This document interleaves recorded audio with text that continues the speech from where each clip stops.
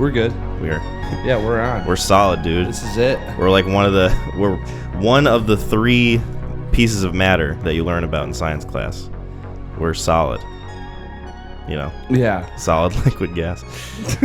It's a great joke. Oh, yeah, thanks, it's a great dude. science joke. I've been workshopping it for the past 30 seconds. Yeah.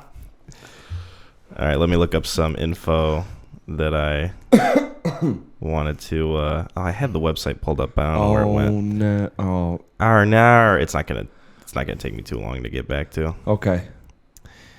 And there it is. Hey, you found it. Mm-hmm. Nice. Oh, I kind of like that sitting right there. What? My phone's sitting right under my balls. Oh. It's a new form of ID that you have to use to unlock your phone. Yeah. The weight of your testicles. Yeah, they call it the Step Brothers ID. You rub your balls on it. It's really funny. Anyway, I'm an intro. Oh, okay. What can I say? I understand Hitler. He did some wrong things, absolutely, but I can see him sitting there in his bunker at the end. I sympathize with him, yes, a little bit. But come on, I am not for the Second World War, and I am not against Jews. I am very much for Jews. Well, not too much because Israel is a pain in the ass. But still, how can I get out of this sentence? Okay, I'm a Nazi. This was a quote by someone? Yeah, this is a quote from a director. You want to take a shot at who it might be? Yeah, it sounds very much like Cameron Crowe. No. Cameron Crowe? Yeah. Why is he known for being anti-Semitic? No, I don't know. Oh, okay. Sorry if you're listening, Cameron. I was gonna say he's usually like a pretty safe director. Like, yeah, why do you think? Yeah. No, it's from Lars von Trier. Oh, Jesus Christ. Well, hey, there you go. Yeah. Gasper Noé and Lars von Trier. Mm-hmm. Those are... What's Lars done? He did Antichrist, The House That Jack Built. Yes. Melancholia. This is a quote that he said. He was actually at a panel. It was during Cannes Film Festival. Uh-huh. And he was up there. Kirsten Dunst was sitting next to him. He was promoting Melancholia. Uh-huh. And someone had asked him a question because I guess, like, I haven't seen the movie, but I guess in the movie there are themes of, like, kind of like sort of Nazis and, like, all this stuff happening. And so someone asked him a question about it. And, of course, like, he was joking when he said this. Like, he wasn't being serious. He was being tongue-in-cheek. But the way he came across when he was saying it was very just deadpan, serious, kind of like... His movies? Yeah, like very dry sense of humor. Yeah. And so people took what he said and just kind of rolled with it. Like, Lars von Trier said anti-Semitic comments at Cannes Film Festival. Cannes is forced to make a statement, like this sort of thing. Yeah. And a lot of people just didn't realize that is like his sense of humor. Right. It's just very like overtly serious and dry. So I can relate. Yeah. I think there's times to pick, though, what you're going to joke about. Yeah, exactly. Like, kind of read the room, know your audience type of thing. Yeah, that, and there's just things that you probably just shouldn't touch with the gravitas that's around it. There's a video of it, too. If you look up Lars von Trier Hitler comment, I'm sure you'll find a video. Oh, okay. And I don't know if I want that going to my Google searches. Right. The algorithm might not like you. Yeah.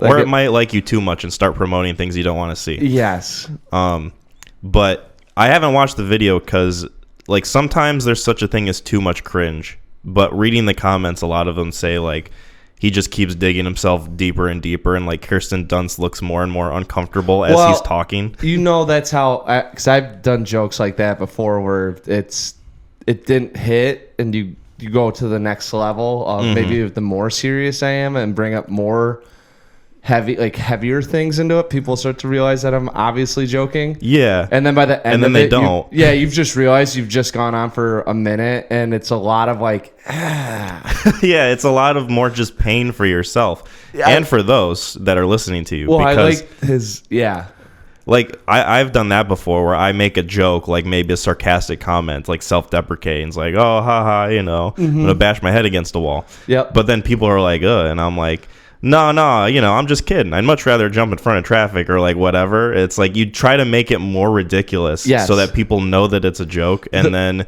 it just doesn't work that way. You can't flip the deadpan.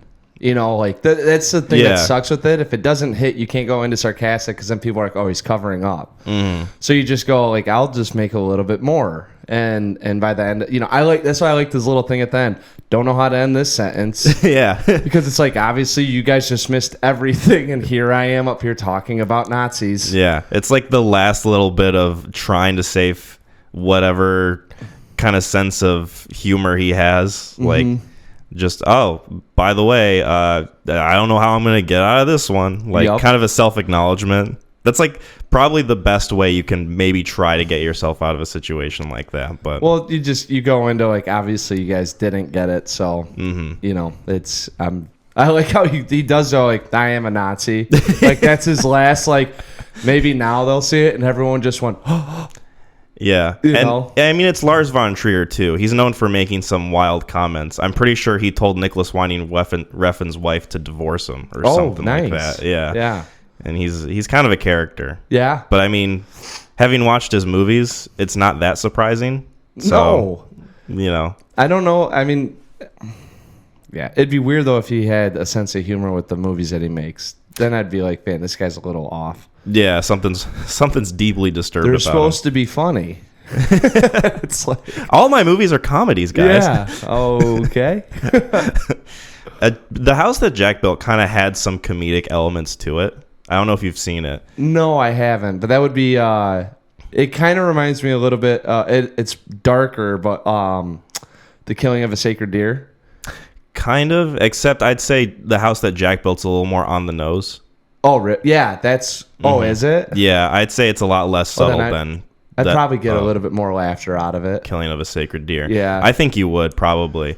But it's got more horrific shit happening in it than The Killing of a Sacred Deer. Yeah. So it's like a huge sway of one way towards like the dark elements and then another huge sway the other way towards like the comedic elements. So it's like more extreme in either direction than Killing of a Sacred Deer, I'd say. Yes. Yeah, I was about to say that one hovers the line between you know the pictures. I used to describe it this way. Remember when they had the shoes and someone's like, those shoes are gray, and it's like, no, they're blue. Oh yeah, like the dress. Yeah. That's how I described Killing of a Sacred Deer. I was like, I feel like that's a movie that, depending on where your mental state's at, will determine if you like laugh or, you know, epitomize what's going on. Yeah, House That Jack Built's a little more on the nose. Yeah, so it's kind of like saying like this is a point to laugh, or you pick up that they're obviously trying to have some humor with it. Yeah, very much so.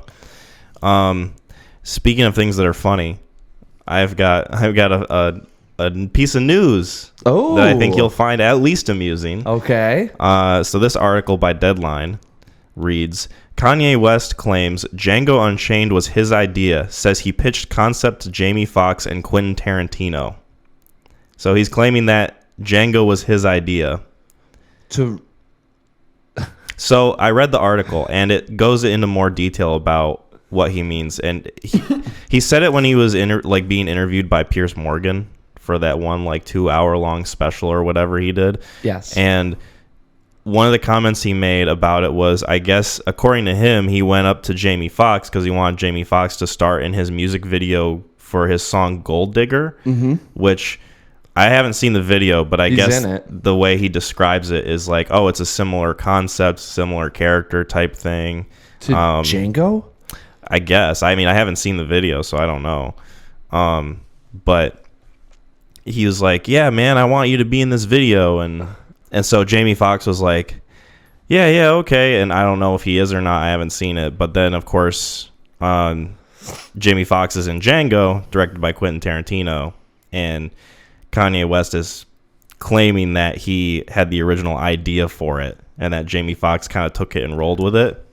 Well, it can't be an original idea because Django is a remake. Yes, it's based off of an older property. Yes. It's like an Italian Western movie. Yeah. So that's and I don't know what liberties were taken by Quentin Tarantino, or because I don't know. I haven't seen the older one. I've read up on it. I've read up about it a little bit. The older movie it's Italian, and has an Italian man playing Django, Right, the character of Django, and it's not necessarily about slavery from what I've read. It's more just about like it's just a straightforward like Western kind of. Whereas like Quentin Tarantino, he turned the character into a slave and made the story more so revolved around that time period. Yes. So he took the property and kind of made it his own. Yeah, I was about to say. I mean, he just took he probably liked the visuals of it and maybe a little bit about I don't know. Was he a bounty hunter, Django, in the Italian Western one? I think he was. I don't remember specifically. That's why I'm saying it. One, it's not an original idea. So Kanye West is postulating that he saw the original Django and. I don't know what exactly. Like, it's Kanye West. Like, what the fuck do you want? What do you want to say about it? Like, it's from the mouth of somebody who is clearly mentally ill. Oh my God, has all these undiagnosed like mental illnesses going on. Dude, his ego snapped, and he's got a giant ass ego. Anything he says, like, you can't take seriously. No, he's Antonio Brown. Like, he's kind of gone. He took the next step into. How do I become more of a character? Yeah, he's clearly unwell. So the things that he says, like you can't even remotely take seriously. That's such a weird one to be like. Yeah, it's one of those claims that he's made in like the past just few weeks that have just been bonkers. So like, oh yeah, it's one of those things that he's probably like adding to the pile of things that he says that he's done, or like things that he thinks are real, like, oh yeah, I've done this, oh by the way, Django was my idea and blah blah blah and this and that. Has anyone came out and refuted him, or everyone just like nodded their head and it's like, yeah, there's Kanye? I haven't read anything. I haven't seen Quentin Tarantino or Jamie Foxx say anything about it, but I doubt they would. Because I mean, it's like, why? Yeah. Well, why exactly? Like, they know people aren't going to take him seriously, and like, do you think they probably don't want as much attention to it? Kanye knows that it was it was. I mean, it's not a I mean, I guess you could say a remake. I mean, they took a little bit of that idea. Do you think he has any idea there's one ahead of that Django? I have no idea. It could very well be both ways. He could very well know that the original exists and still said that claim anyway. And he could also very well not be aware of the original movie and still make that claim. I mean, I'm going with he doesn't know that there's an original. Yeah. That's my guess. It wouldn't surprise me. Yeah. The other one is, do you think Kanye went up to Jamie Foxx and said, I want you to be in a action Western? Like, and that was it. Like a feature film. Yeah, it was like, hey, I want to produce something, and I want you to be in it. And then he borderline like went around like, and he just happened to pick that one with Jamie Foxx. I think what happened was like circumstances of coincidence. I think he had an idea for a music video that he wanted to do with Jamie Foxx that happened to also be a Western. He told Jamie Foxx about it, and then Jamie Foxx happened to do a Western movie with Quentin Tarantino, and Kanye said, wait a minute. You think that's what I told him. You think he skipped over the music video and went straight to video? Yeah, I think that he, like, even though there's like a despairing like connection between music video and feature film, I think that he just his brain just went, oh, cowboy, Jamie Foxx, they're too similar. I mean, it's so bizarre. I don't know that it's like just a weird. Let's just pick something out and go with it. I don't know. I don't know how that works. I don't know how you just come up and lie about something and. Yeah. I don't know the mind of Kanye West. I don't know. Don't go in there. Yeah. I'll get lost. Being Kanye West, like being John Malkovich. Mm-hmm. Oh my God. That'd be like a Gaspar Noé movie. Yeah. I feel like. Do you listen to any Kanye music? I don't really listen to him. I listened to like his older stuff, and then he kind of got popular, so I felt he went a little bit more commercial. And then over the last, I don't know, 8 years, he's just kind of, for me, he's gone downhill. Where I'm like, hey, I'm not gonna. I don't want to know what's going on. There's just people in this world where something bad like it's not even bad, but like there's a football player, Antonio Brown, that. It's kind of going through the same, what the fuck are you doing? Mm-hmm. And I feel bad because like if they were a normal person, they'd be homeless on a street holding up a sign and they'd be talking to like imaginary people. Yeah. You know, so it's kind of like, oh, they're like, they should be, you know, in that state, but because they have, you know, $400 million, they can kind of do whatever they want in that state. Yeah. And it makes it really cringeworthy because it's like what's going through your head? Yeah. You know, like if I did that, or if like Tarantino came out or James Cameron and they said something like I did that with, you know, James Cameron goes, I talked to Kanye and they stole my idea. I'd be like, oh, I wonder like what was said. I wonder how far that went. How much of an idea was it? Was it just like a 1800s Western, or did he actually know about, you know, to know? Because I bet you there'd be some logical reasoning as to why James Cameron was making that accusation, or there might be something going on with him and Tarantino, and he was trying to like, they're both coming out with the same type of movie in the same year, so it's like rubbing his name through the dirt to try to get marketing down. So people would like discredit Tarantino and be like, I'm gonna go see James Cameron movie. Like, I feel like there'd be something going on. Kanye saying it, I don't think there's any strategy whatsoever, which makes it awful. Yeah. And it's like, that's why I just look at him like, why? And then I always He just wants attention. Yeah, but you're Kanye West. Like, I think the name alone gives you enough attention. So that's where I feel like you said, there's something mental going on. And I'm like, it's kind of scary that there's something mental going on and this guy has over $1 billion. Yeah. You know, that's when it gets into...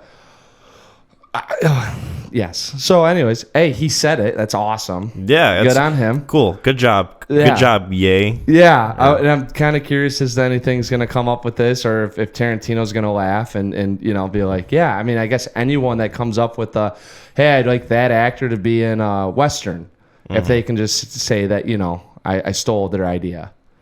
I very much doubt that there will be an update to this, but if there is, I will definitely let you know.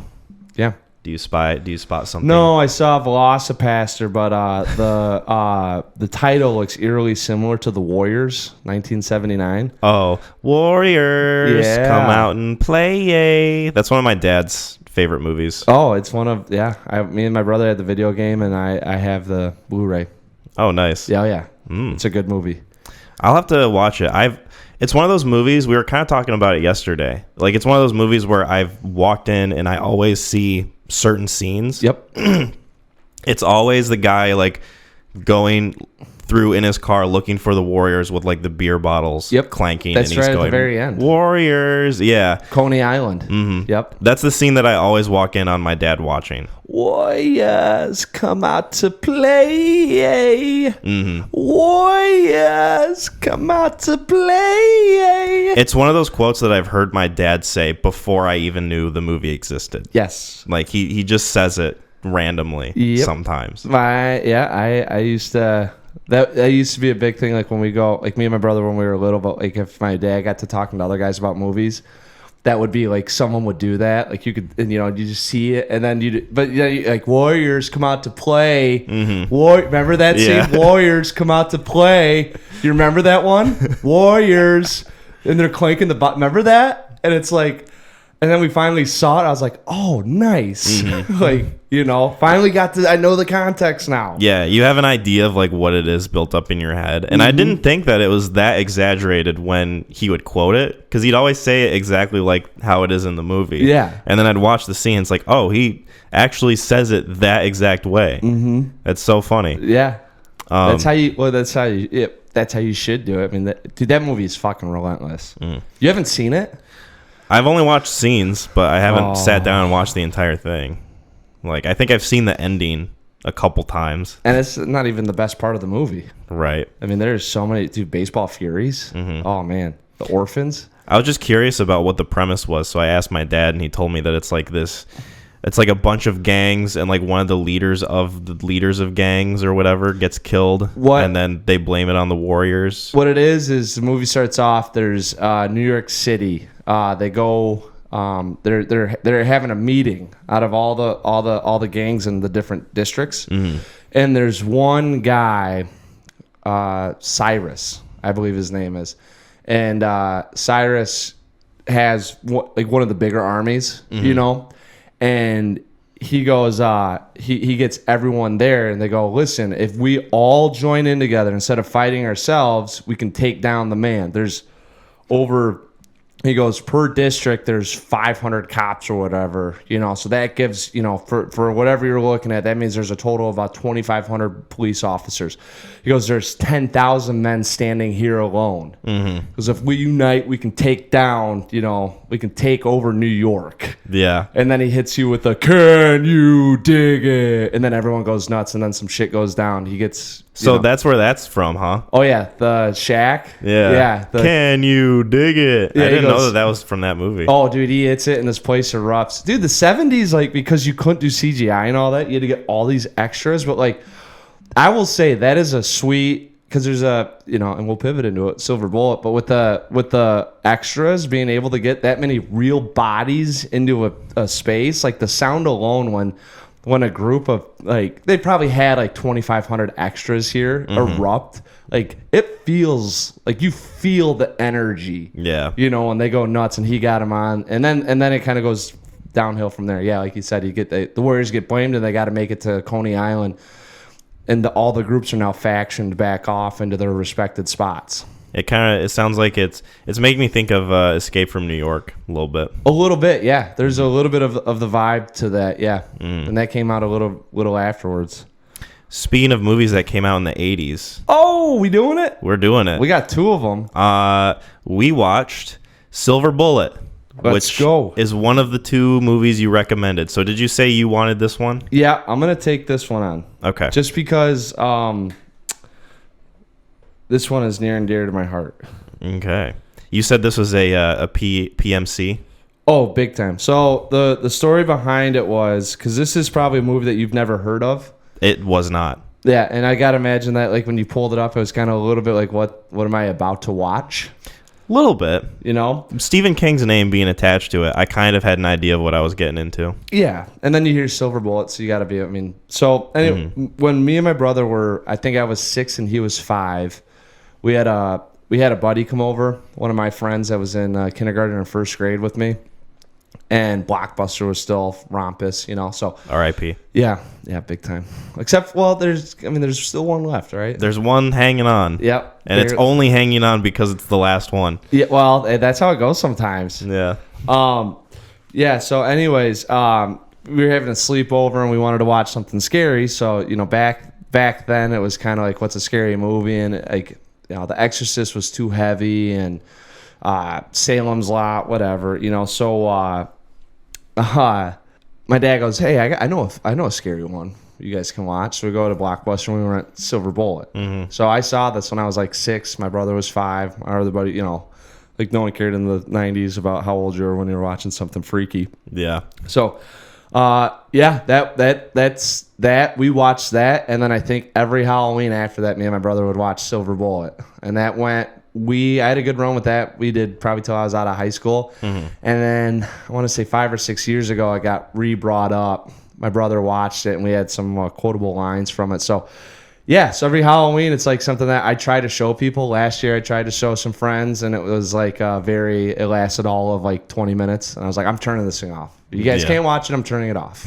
All right? It's not going to get disrespected like this. No. I can't have this be roasted. Yeah, well, it wasn't roasted. They just weren't paying attention. So, like, the funny things that would pop up, it's like, I can't laugh. And they go, oh, that, it's like, it's campy. It's funny. Like, come on. And it's like, yeah, no, it's not scary. It's like, it's not fucking, yeah. It's a Stephen King horror movie that came out in the 80s. Like, do you think it's actually going to be scary? So, at a young age, there were a couple scenes. But let's do the first part first. Director Daniel Attias, starring Corey Haim as Marty Koslaw, Gary Busey, my doppelganger, as Uncle Red, Megan Fowles as Jane Koslaw, and Everett McGill, Reverend Lowe. All right, so the premise of the movie, and if you don't know, so there's a short story, 1983, Stephen King came out with The Cycle of the Werewolf. I also read that.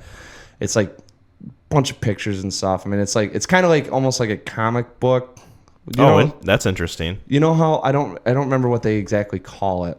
Like a graphic novel? Yes, it's a graphic novel. Interesting. Yep. And each month in the graphic novel, the werewolf goes out to hunt. So you have January, February, March, April. It was like a monthly thing that he did? Yeah. Oh, okay. So there's some differences between that and the graphic novel versus what happens in the movie. But some of the deaths, most of the deaths are what happens in the graphic novel, just the timeline's different. Yeah. And what happens in the movie, too, is that not necessarily the werewolf only goes out during the full moon, but in the graphic novel, it did. Mm-hmm. Just no one really picked up on it. And Marty wasn't like this big of a figure until the fireworks scene that happens in the movie. That's when Marty when it turns into, we have to stop it. Yeah. So anyways, how it goes is they're in a small town. Oh my God, what was it called? It was like Tacker's Mill, I think. Yeah. There's some frightening things happening.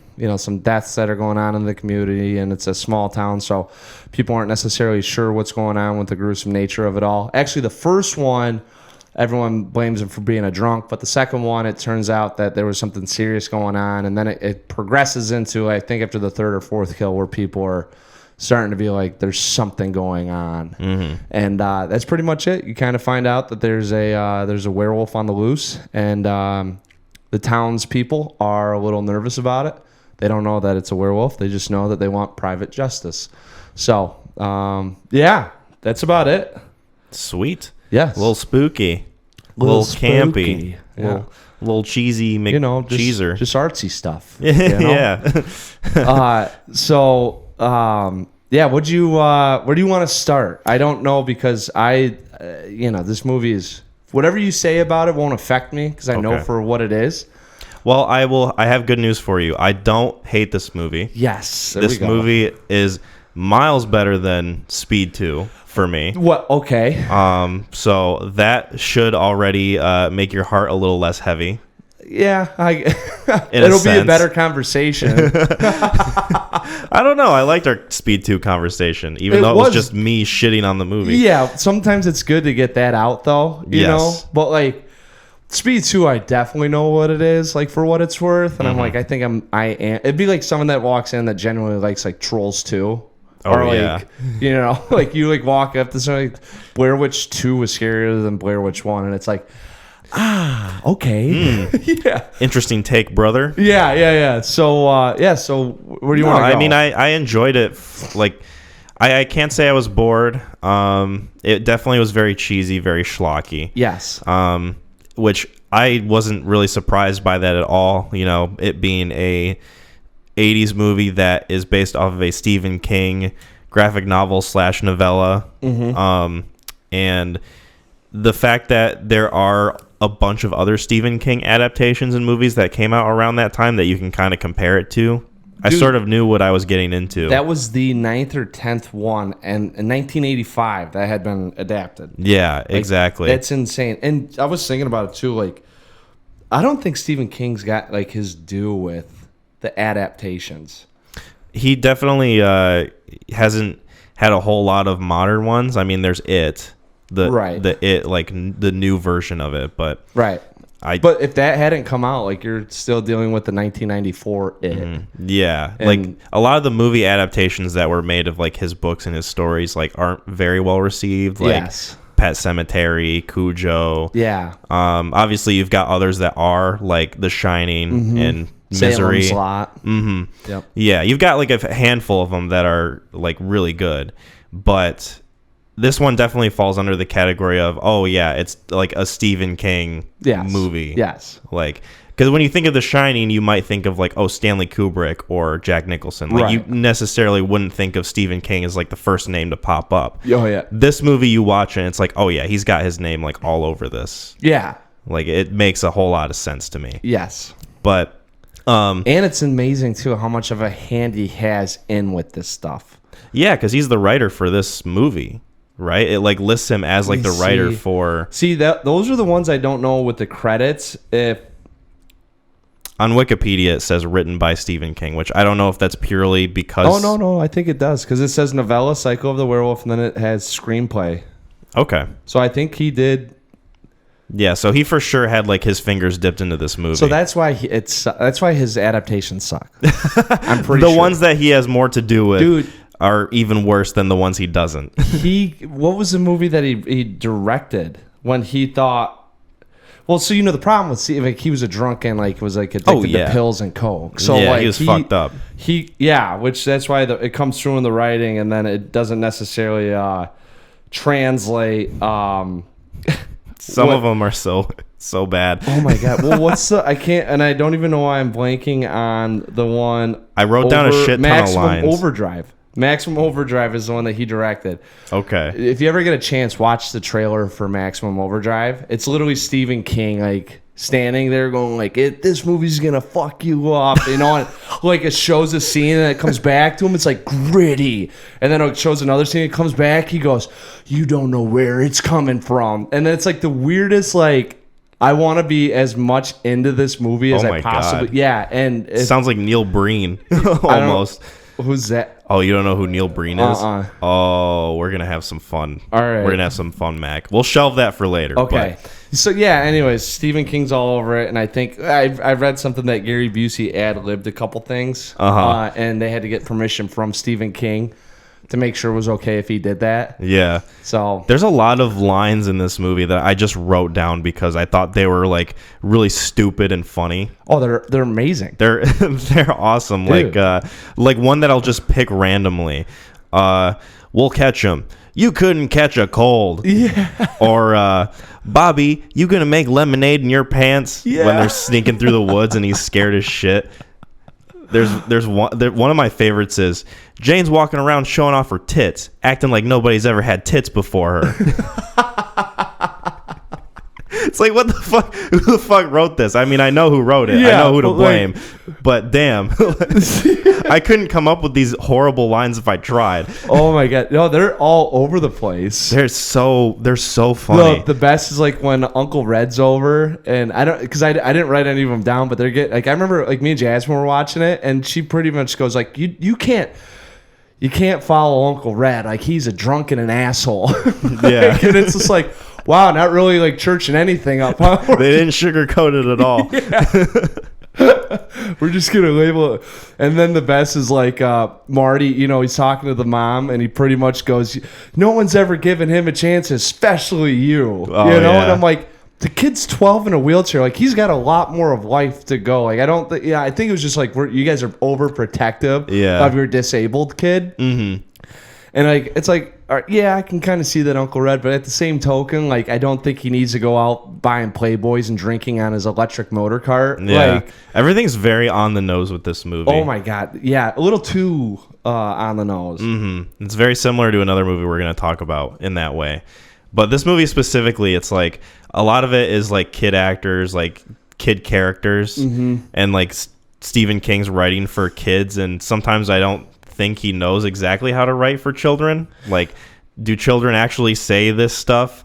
Like, you always take his side because he's crippled. Yeah. Yeah.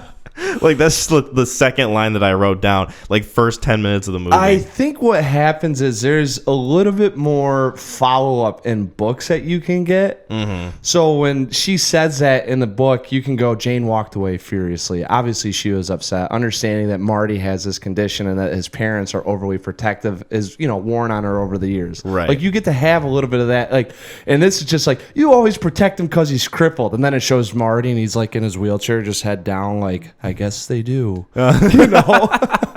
He's trying to go up the ramp. He's like leaning back every time he goes up it. I thought the kid was gonna fall out. I'm like, that's every day he goes home. He's got to do that. Yeah, his sister like helps him out of the car. It's like, all right, deal it with yourself, fucker. And then he has to go up the ramp, and he's like leaning back the entire time he pushes. He's got to do the head over the knees to keep the weight centered as he's going up the ramp. Yeah, he's got to like hoist himself forward every time he like wheels himself forward. The best is like, who the fuck built that thing? It was like, oh, this will work. A 45-degree plane. And he's got so far to go. He's got like 10 feet to roll. I was sweating watching him doing that. I was like, that is such a workout that he's like, your core's engaged. Like, you were literally like, if you go one way or another, either you're rolling down or falling over. It's like, I guarantee you Corey Haim is just falling out of that wheelchair during that scene. Dude. Like trying to film it. Yeah, so that's like one of the best. That's like one of the better. Shouldn't say better, but like one of the ones that you like when you're watching, you go, "Oh, this isn't going to be that great of a movie." Yeah. So we get to the Jane, help your brother, because she got hit with the snake, freaked out, fell in the mud. Mm-hmm. He's very sorry about it, you know. Yeah, he's like genuinely remorseful. And she is pissed off because her new dress got ruined, you know, probably whatever it was. And so they get there, they ask her to help out. She pretty much says he's crippled. You guys always take his side. And then they force him to go up the ramp by himself. So one, you get that piece of dialogue. And then the second one, he's got to get out. He does all this himself. And then you're watching this ramp, you know, going up the ramp. And it's like, no one really thought this out. No. You know, like all of the shit that just happened is so bad. It's like we got to show Corey Haim getting up the ramp. But then naturally, because of how the ramp is shaped in the wheelchair, it just looks so janky. Oh, yes. So That was awesome. So what So other lines I have is the dad of the girl that he likes or like is his girlfriend, and he rolls up to the house and the dad goes, "Damn cripple, always end up on welfare." Yes! He just says it to himself. It's like, oh, you can just tell this dude's gonna die. Like they're building him up to be such a piece of shit and like an on the nose like deadbeat dad that he's just gonna be the second one killed in the movie. The best is like he gets a fucking beer and just sits down, turns wrestling on, and he's screaming at the TV, "Get him! Get him!" Oh, that hurts my parts. Yeah. These people, like, dude, I feel like everyone got grabbed and not had any idea how to relate to the character that they were portraying, so they went completely cartoony on it. Like, that dude's probably, like, a genuinely nice guy. He has no idea what being an abuser is like. Yeah, he got out of acting. He became a business owner. He's got about 6 franchises set up of AutoZones in the Midwest. Right. And it's like, oh, he's doing really well. Yeah, he got out of acting. That was his only role. Yeah, his only role is, like, deadbeat abuser dad. Yeah, that's him. And then it's like a picture of him, and he's got like doing like, you know, the picture where it's like his acting like headshot or whatever. Yeah, black and white. He's in a sweater vest or whatever. Yeah, comb over hair. You know, yeah, really like. Are you sure that's the guy? Yeah. Oh, that hurt my parts. Who's in there? Yeah, I'm gonna start shooting. Yeah. There's a bunch of different lines that I wrote. I feel like a virgin on prom night. That's Gary Busey's line later in the movie when they're getting ready for the they're waiting for him. Mm-hmm. Yep. They're kind of like trying to like figure out like what the situation with the werewolf is. Yep. And then one of my favorite lines from him personally is, "Sometimes I think your common sense got paralyzed along with your legs."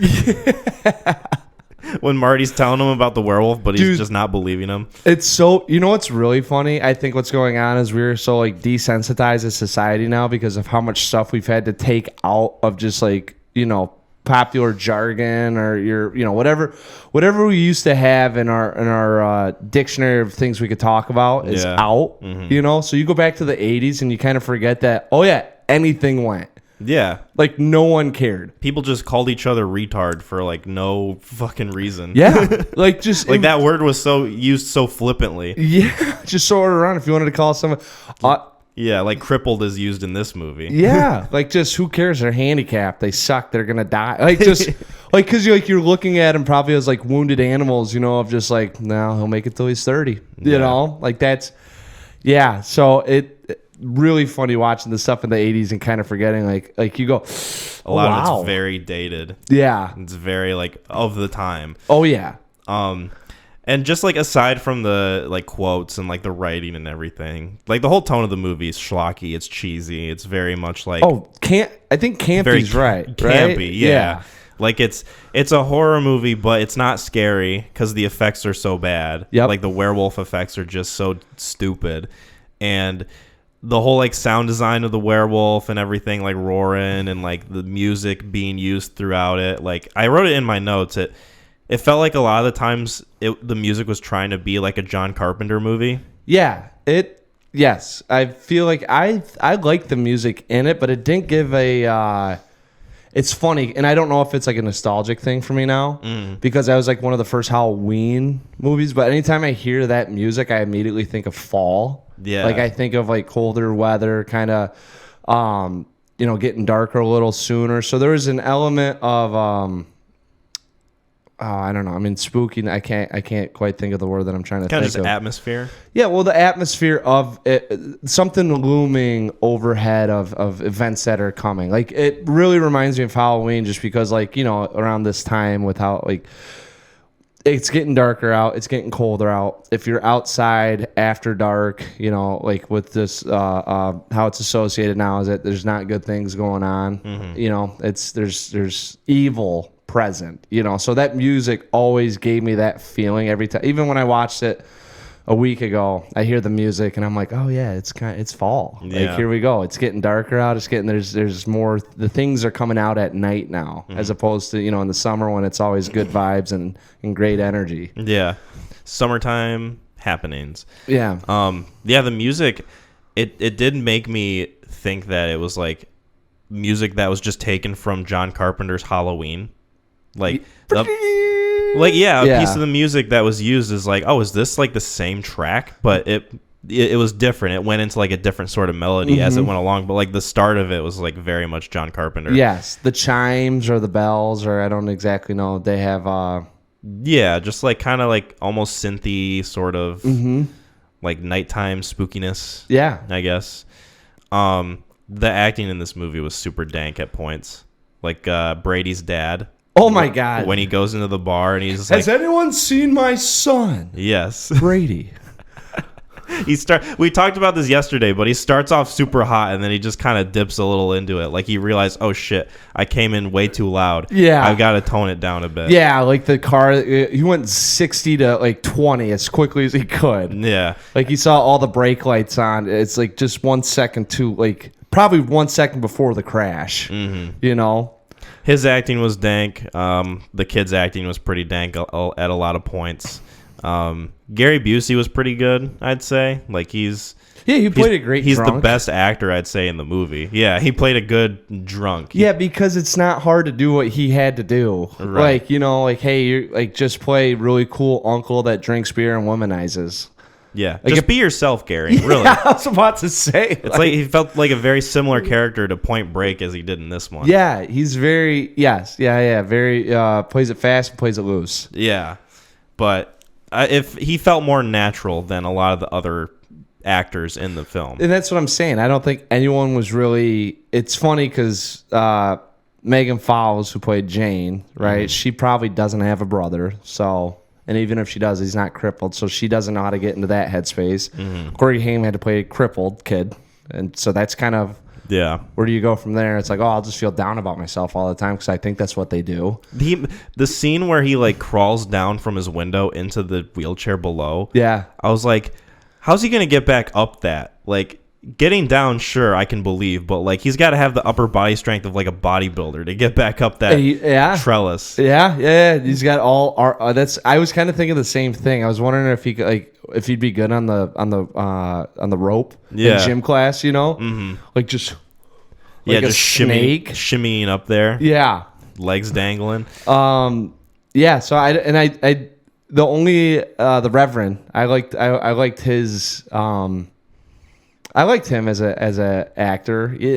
But once his again, acting was fine. His character was really inconsistent. Well, it's one dimensional, right? And like they started him off. So I knew. I'll just say this. I knew like pretty much from the beginning, like that the preacher was going to be the werewolf, and because he's the only one in the town that's not a drunk. Yeah.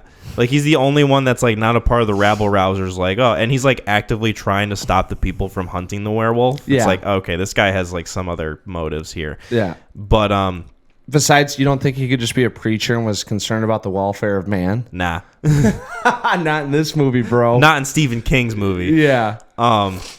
So they first show him struggling with being a werewolf, and he wakes up from that dream he has, that nightmare. Reverend, he was torn to pieces. That's what they call private justice. Yeah. Like, that scene happens, and then he wakes up from it in a sweat, and he's terrified. He's like, and like he says something, I forget exactly what, but he said something that made me think, oh, he doesn't want this. This is a curse. Like, this is something that he's struggling with. Yeah. And that he's like turning into a werewolf against his own will. And then later in the movie, the werewolf gets shot in the eye by Corey Haim with a firework. And then they deduce that, whoever is in the town that's a werewolf, they'll be missing an eye.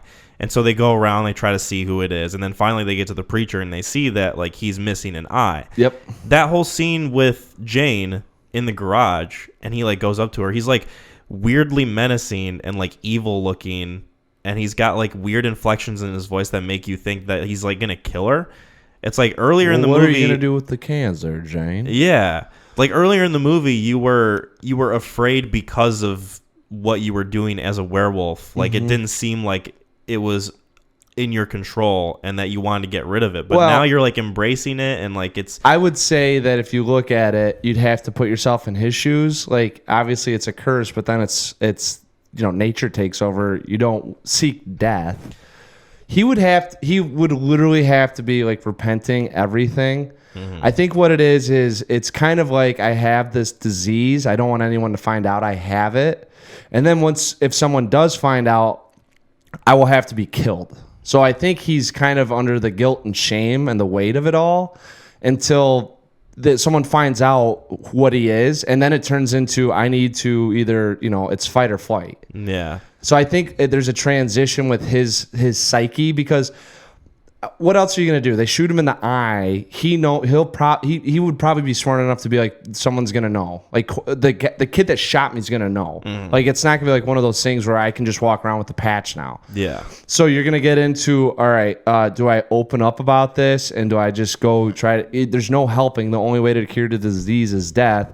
Or do I actively seek out and protect myself at all means now, by all costs? Well, it makes me wonder, though, because later in the movie when he's chasing Corey Haim and he's on the bridge and he's walking up to him, he's like starts doing the whole like villain monologue thing about like why he's doing what he's doing. And he says that like, oh, the girl was going to kill herself and I couldn't let that happen. So I sent her soul to heaven by giving her mercy or whatever. And then, like from that point on, it's like, okay, are you really saying that to just scare the kid, or did it just happen to be an accident that way where you turned into a werewolf, you didn't have control, you killed this woman, and then later you tried to rationalize it as to why you targeted her specifically, or did you target her from the beginning because she was going to kill herself, and then was that just an inconsistent scene of him waking up later in a fright?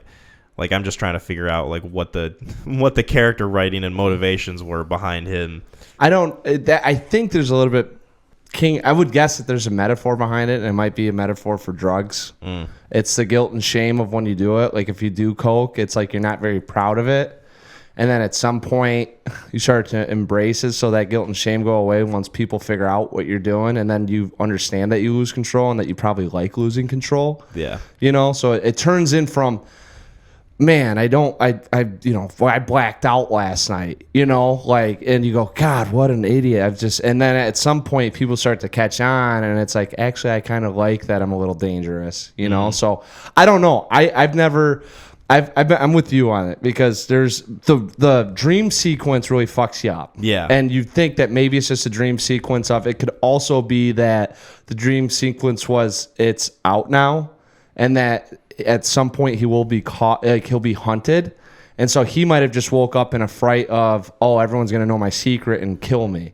So it I don't know. And the other thing too is obviously they have to keep the character hidden for as long as possible. So you take the Reverend and it's make him do good deeds, make him like look like he's concerned about the town and that he's trying to save, and he's the only one in here that, like in Dracula, the only one that can kill the vampires, the priest. You gotta get the holy water and all that. So they might have been playing into that to try to as a red herring. Yeah. So I don't know. I didn't get too caught up in it, just because it's a 1980s film, and it's like, what are you gonna do? Yeah. I love when they're rallying the town to like go into the woods and like find this thing and kill it, and everyone's going into the woods and they're trying to hunt this thing that's like being sneaky, like killing people in the night, like kind of being like a sort of stalker type of figure. And they go into the woods, they're like, hey, everyone, let's go, we're gonna get this fucking thing. It's like, you guys are so fucking loud. This thing's gonna know you're coming from like a mile away because you're shouting to high heavens over there. Yeah. So that I just found that funny. Oh my God, it's so. They're trying to go into the woods, be sneaky, and then they're just shouting the entire time. Imagine how much creepier this movie could have been, too, if they would have shown the werewolf hunting everyone instead of doing the weird mist. And I think the only... yeah, like, you have all this chance, like, and the only thing... So, like, I won't lie, at 6 years old, I mean, there was a lot of things that scared me. Not, like, gave me nightmares, but I was like... Ew, you know, like when they got into the mist, it's like, oh my God, where's it at? But I'm fucking 6. Yeah. Like, you're not going to take a 20-year-old and he's going to be like, oh God, where's it at in the mist? You know, like, it's like, okay, like, what's going on? And then all of a sudden they just get dropped. Like, and the only thing that even is like, it's not even creepy. It's just a werewolf with the peacemaker bat. Yeah, right? He carries the bat and he just beats someone with it. He's not even clawing them. He's just... yeah. Right over the head. And they had to have you see that the werewolf had the peacemaker bat for what happens later in the film. Like, they did it. Yes. It's got to be a flag to let the characters know, oh shit, the Reverend's the werewolf. Just in case the dream sequence didn't make sense to anyone, you know, like we'll have the, now Jane really knows. Yeah. Well, it was funny too, because she goes to pick up the cans and he's got his ass to her because he's gardening or whatever. And he's like, yes, Jane, they're just right in the garage right there. You can go help yourself. And then she sees it and she turns around and it's him standing there with his eyes blocking out the sun and she sees the doo-doo-doo. You know, goes like right to the eye patch. I feel like that scene was put in for people in the audience who, like, if they didn't pick up on the dream scene that he was the werewolf, that was the indication that it was him. In case they missed the peacemaker bat and her spotting it, and then the dream. Like, there was two big things that, like, they made pretty apparent to say this is the guy. Yeah, you know, and then they give him the patch too. Like, it's pretty over the head. Oh yeah, like the eye patch in movies equals villain. Like that's just how it works. And so they just give him that eye patch, and it's like, oh, okay. I wonder what Stephen King thinks of people that read his stuff. Like, do you think we're complete, like, fucking idiots? I don't know. It's hard to tell with the mind of a writer who was hopped up on cocaine and alcohol the entire time. Good point. Good point. Yeah. So all right, Steven, you're off the hook on this one. Yeah, you know, we'll give you a pass. We'll give you a little bit of a pass. I will say, like, a positive that I do have, because I feel like we've been kind of railing on this movie. Oh, dude, this is for me. This is like it's you know when you have a shitty car and you just know that Boris the Taurus out there. And, you know, everyone's like, yeah, it's a really shitty car, and you just make fun of it, but you're just so, like, you look at it lovingly. It's like yeah, I've got some nostalgia for wabi sabi, man. The perfection of imperfection. That's this movie. Like, there's no bad things we could say about it because everything that's wrong with it makes it perfect. Like, yeah, like the things that we're harping on it for are what make it enjoyable. So, like, the bad writing, the whole, like, schlockiness of it, the terrible effects, the loss of creepiness, where they could easily have, like, there could have been a lot of things that they could have did to make this thing even scarier, just to hide the werewolf in plain sight, like when it goes to hunt, not use the POV. I was gonna, well, like, when it started out, they used the POV of the werewolf. I was like, oh, they're gonna do like a Jaws thing where you don't see the werewolf for a while, and then like you see it, and then like the second person that gets killed from it, it's like, oh, there it is. Yep. It's right there. Yep. Oh, nice. Right in plain view, huh? That's the werewolf. Oh, cool. Yeah. Cool. But I was going to say, like, a genuine positive that I have for this movie is like the kind of atmosphere and like almost weird nostalgia factor that it makes me feel. Like, specifically scenes in the bar when, like, there's all those people and it's like kind of a cabin feel. Everyone's dressed in like this kind of hunter garb, like they've all got flannels and like these hats, and I don't know, it kind of makes me feel like a weird sense of warmth and comfort. Which is interesting. Even though I've never lived in that time period, I wasn't born in the 80s, right? So to me, that's just like an interesting feeling that I got from it. I think he does a good job setting up community. And he has it in his own. So this is another. A lot of his stories take place in Maine, and there's a lot of fictionalized towns that these things happen in Maine, but they're all interconnected. So there's I don't know if you ever read Salem's Lot. The dad's talking to Marty at one point. He tells Marty that he's got to go up and he's got to go check on something on Harmony Hill. That's a reference back to Salem's Lot. Harmony Hill is where a cemetery was at, and Salem's Lot. So there, I think what he does is a lot of these towns that he creates, he does a really good job of getting community sense and building the town as almost a character of itself. Yeah, I had that same exact thought while watching the movie. It's one of those movies where like the town itself feels like it's like way more involved in the story than like a lot of other horror movies, you know, because a lot of like current horror movies and I guess movies that came out back then, like they take place in just a house. It's a few characters dealing with a situation. In a lot of Stephen King stories, it's like a whole town dealing with Pennywise or dealing with the werewolf or something like that. The presence of evil. It kind of infects. That's why I really like about it, because it's almost like it's kind of like a disease. Like there's a virus going around. Yeah, and it doesn't, like when you're like Halloween could have used that town a little bit. The Michael Myers stuff, you know, but instead it focuses on like one character and like one person trying to catch the mental, you know, but like in this, it feels like he gets more people involved with what's going on. So obviously you have your main characters, but then a lot of the side characters, there's a little bit of character development, how they're being affected.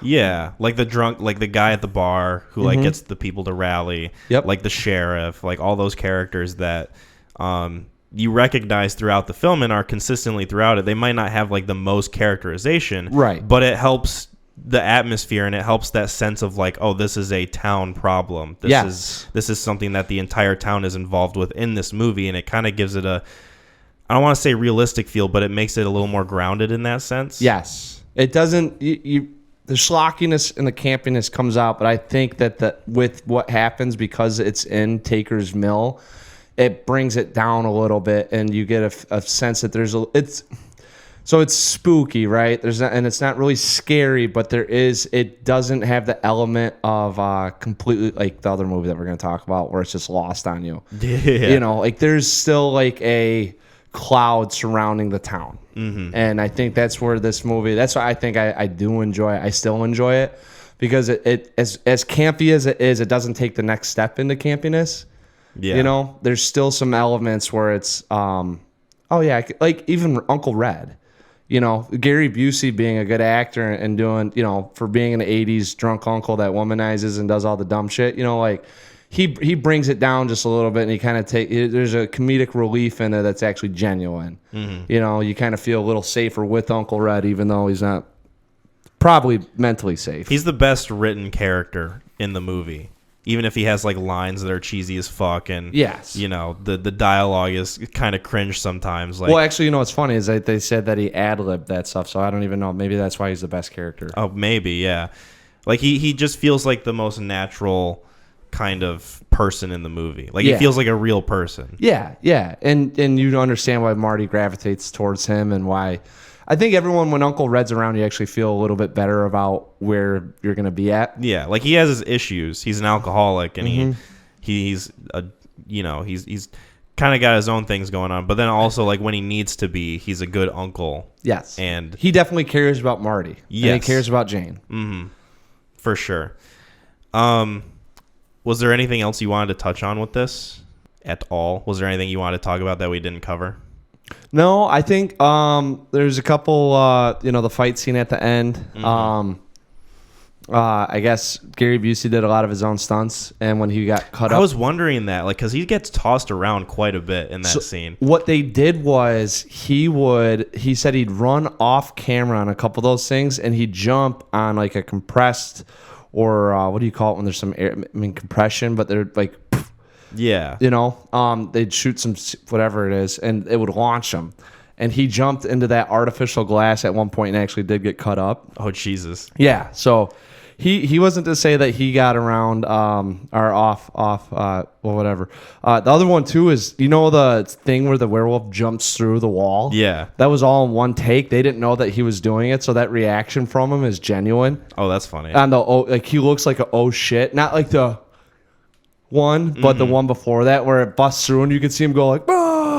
you know, like cover up and like take off. Yeah, because like watching that scene where Gary Busey's getting flung into shit, like the first time it happens, I thought, oh, okay, this has to be a stunt double, because like the first time you don't really see his face, right? It's like you just see like mostly his legs and like it's his just a lower slow half. motion shot of him falling in the air, like trying to kind of hunkered, right? Yeah, and then the second time it happens, you see his face a little more. It's like, oh shit, that looks like Gary Busey. Yep. Is he actually flinging himself into this china cabinet, just smashing shit? Yeah. So that's a cool little factoid. Yeah, I thought so too. I was like, I liked both of those, because at the last scene when that thing jumped through it, it scared me when I was younger, and it was kind of funny because like when the thing jumps through it, I mean a lot of those things are in slow motion or they're slowed down, so I don't know if it's just to capture it and hang on the action, you know, a little bit. Like it's usually slow motion pops up when there's something impactful happening, like that that you'd want people to really pay attention to. Or it never made sense to me like Gary Busey was like just getting thrown, he's like in slow motion, or the werewolf like he like the thing jumps through and it's like got the hands up, like it kind of shoulder charged the wall. It doesn't really look like a werewolf, just like, I don't know how a werewolf would do it, but I would imagine that it would be like, like, I don't know. Like the Kool-Aid man burst through the wall with more unabashed energy than the werewolf That's does. what I'm saying. Like, it looked like this guy was like 1, 2, 3. Yeah, he's like bracing himself. Yeah, like, had to like jump. Like, it's like you're a werewolf. You're supposed to act on pure instinct. Yeah, dude, and you're strong as shit. Like, you're like kind of cowardly. Like, all right, just wanted to have the shoulder take the brunt of this. Yeah, it's like, oh, I don't want to get hurt. Yeah. Oh, by the way, too, so that guy, the producers really didn't like the werewolf, the guy that was in the costume, and the guy took pretty much offense to it because he was hired specifically because he was a ballet dancer, so he was like really good on his feet and with his movements, and they said that it looked really schlocky and that the werewolf looked like shit pretty much. Yeah. And then, oh my god, dude! And then they made that head that it could be operated by. It was like operated by 6 or 8 people. The head was like a robotic head, and they do the up. Like the eyebrows and like the flared nostrils. Probably. Well, and, like, and they just did the one shot. Like you wouldn't get the whole body of a werewolf. You just get the head of the werewolf when it was like looking. Yeah. So, and cost I think it cost $4 or $5 million to make. Made $4 or $5 million in the box office, and then at the end of it all, $12 million. So came out a little bit ahead. Yeah. Probably not as much as they were hoping for with Stephen King's name attached to it, but this movie feels like it would be syndicated on TV. Like I felt like, oh yeah, I was almost expecting like, oh, we're just gonna watch this with commercials. So my dad was really big on the Stephen King stuff. So some of them, like we saw Carrie when we were younger. We saw Salem's Lot was a big one. I saw that when I was 11 or 12. This one, I'm trying to think of another, like The Shining. We really didn't watch. And I think it's just because, Kubrick took that over. I would say that's a little more heavy. And, yeah. And, dude, so Kubrick, rightfully so, his own genius. Like, him and Stephen King really... Yeah, Stephen King hated that version of The Shining. He, made his own, right? Yeah, I think he can't... Yeah, because it's... Dude, Stephen King pops up and he defends a lot of things, and he always sounds like a good guy, but I'm like, he's just a fucking narcissist. Like, at least maybe at that time because of how much drugs he was going on, but like literally if it wasn't in his control, it sucked. Yeah. And then like go watch Maximum Overdrive. I implore you to do that. Okay. You made the trailer sound dank as shit. I really want to check it out. Watch the trailer and be like, all right, I wonder if this is a movie I'm not going to tell you anything, but watch the trailer, and then if you're like, this is another... There's a whole slew of schlocky B horror films from the 80s that I'd probably seen 2 or 3 times, and yeah, that's one of them. I want to watch it, right after we're done recording. Yes. I mean, seriously, yeah, throw on that trailer. So, all right, other than that, no. This is a PMC. This is probably one of the, and I'm not lying, this is one of the first films that I just really remember as watching any sort of movie. If we had to go through, you didn't have anything that scared you in this, did you? No. It's really hard, I guess, at this age to do it. So when I was 6, the greenhouse scene where the werewolf's under the floorboards looking up scared the fuck out of me. The Mist scared me. jumping through the wall scared me.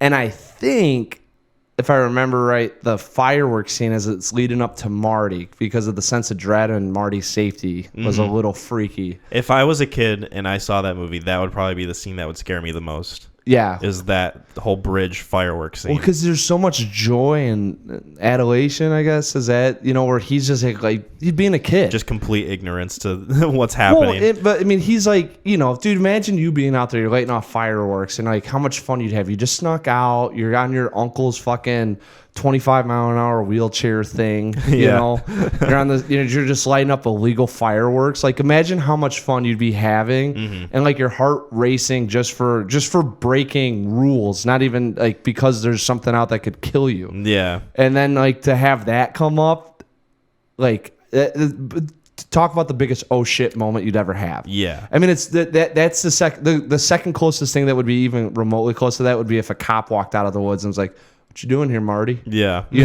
Like, that's the same type of fear that you're looking at, except this is a little worse because he's going to get killed. Oh, right. A little more dire of a consequence there. So we can get into ratings. What would you rate this? This, it's what it is. This is a 10 out of 10 for me. Nice. Yeah, this is so there are movies that like I told you, like the rating system that I have doesn't always necessarily go off is it good or is it bad. There's a lot more that gets tied into it with me of how much personal enjoyment. Well, I mean, how much will I remember it? How much of this is quotable? Now there's a couple things that hey, it's my main man Marty in the Silver Bullet. Yeah. I used to say, like, you'd pick me up, I'd be like, hey, it's my main man Kyle in the Silver Bullet. And now you get it, Or when you do, yes, the Silver Bullet, I am in on the joke now. Yeah, so 10 out of 10. I'm giving this one a 5 out of 10. Oh, I was thinking a 6, but all right, 5's cool too, It's very schlocky, dumb, a lot of bad dialogue.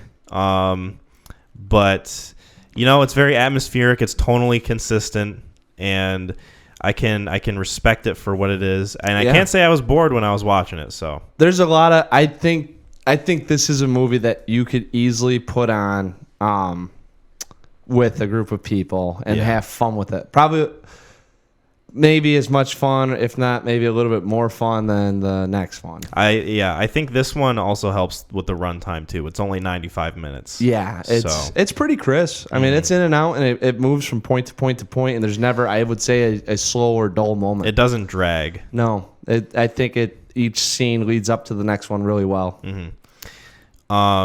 Speaking of scenes that lead up to the next one really well. Yeah. This segue is gonna lead up into this movie real well. Yeah, I'm talking about Sleepaway Camp. Let's do it. Oh man, so this is another film you recommended, but I will tackle this one. Yep. So this film came out 1983. It is a little piece of trivia. It was released in the UK under the name Nightmare Vacation. Really? Mm-hmm. Nightmare Vacation. Yeah. Even though it's not really I guess. Oh my God. Oh Jesus. Yeah. So it's a slasher film that stars Mike Kellen, Jonathan Tiersten, and Felissa Rose. It might be pronounced Felicia. I'm sorry. I don't know. As Angela. Oh. And the story. Hey, by the way, real quick, there will be spoilers. So if you guys haven't watched Sleepaway Camp, I mean, I would honestly say go check this thing out. Probably stick with you forever. Yes, it's memorable. Yeah, and very memorable. And then you can pop back in and listen to this because it's. So it was directed by Robert Hiltzik. Hey, did he go on to do anything after that? He wrote the second movie. Okay. And then I don't think he did anything after that. Not shocked. Yeah. He's kind of like, if you click on his page, he's just known for doing Sleepaway Camp, and there's not much else. Like, it talks about him going to college and then going to college? Pretty much. Like, there's not much to like what he's done in terms of like movies and stuff like that. So okay. But Sleepaway Camp is about so the movie starts out, you get a scene involving this dad and his two kids, a son and a daughter, and they're on a boat, and they're both young. They're like around, I want to say like 7 or 8 years old. And then an accident happens where the dad and one of the kids dies. So then it ends up that the daughter, Angela, is older. She's 14. And then she goes with her cousin to Camp Arawak, I think is the name of it. Yes. And as soon as they arrive there, these deaths and these murders start happening. The counselors and the head of the camp are trying to figure out what's going on. And there's a little bit of an atmosphere going on. And meanwhile, Angela's trying to fit in, where she's kind of an interesting character. She doesn't really talk because of the trauma she experienced, and really doesn't open up to anyone. And so people start making fun of her and targeting her for it. And all the while, these murders are happening. Yes. And are taking place. Murders. So yeah, this was a very memorable movie.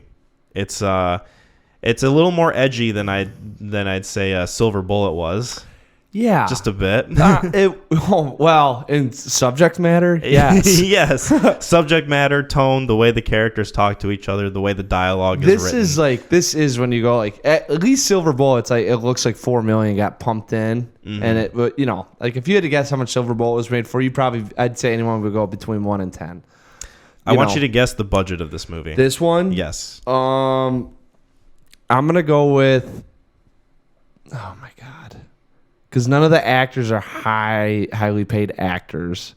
They rented out the camp. There's no big names, really. No, and the props are pretty bad. The ending probably costs the most out of all of it.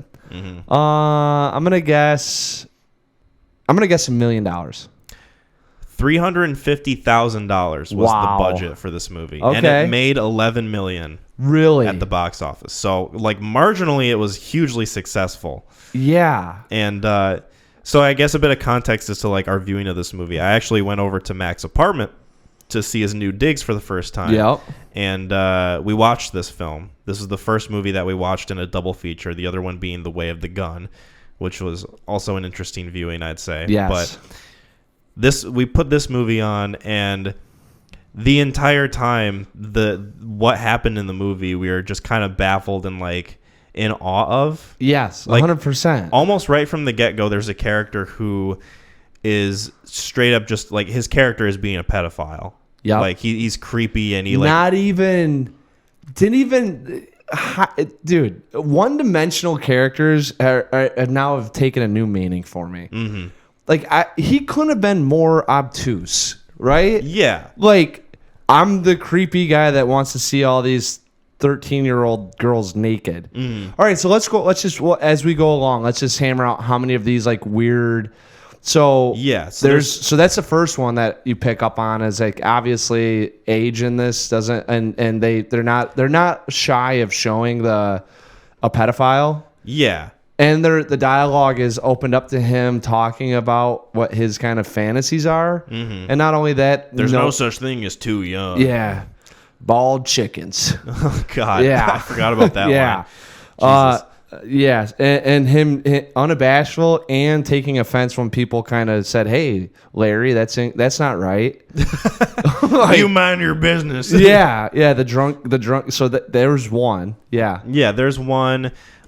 age in this movie is just kind of a inconsistent piece of I don't even know how to describe it. Certain campers are they look like they're 13. Other campers look like they're 28 years old. I think what it is the counselors get mingled in, and because the counselors are making friends with the kids, you don't know who's who or how old anyone is. You feel if you go to I had to take Preston to over there and Camp Pendaluan, right? There's a plug.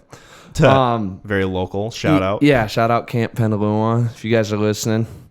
And you can those kids are 6, 7, so you can obviously see the older, but they are college kids that were overseeing it, so you can see a little bit of the disparity. Yeah, between the 14-year-olds and the 18-year-olds, but it's also the 14-year-olds are acting like they're 18 or 19, and then the 18, 19-year-olds are acting like they're young adults. It all gets washed together, which is the weird thing to me, and that's why I say like the 80s were the 80s, because I don't know if like New York, if you were 14 years old, you were drinking beer, smoking cigarettes, and having sex. Like, yeah, I don't really, that wasn't my growing up. So, you know, right. It's kind of, kids are kids, but it's also like, yeah. There's a lot of dialogue and language that's thrown around this movie. Like, everyone's like really like just mean to each other. Oh my like, God. just fuck you, asshole. I fucking hate you. I'm gonna fucking kill you. Screaming. Like, not even. Yeah. Like, screaming, I will fucking kill you. I'll fucking kill you. Like, she got a water balloon thrown at her, buddy. Like, is it really that bad? It wasn't even like maple syrup was in it. It's just water. Yeah. I'll fucking end you. Uh-huh. It's like, all right.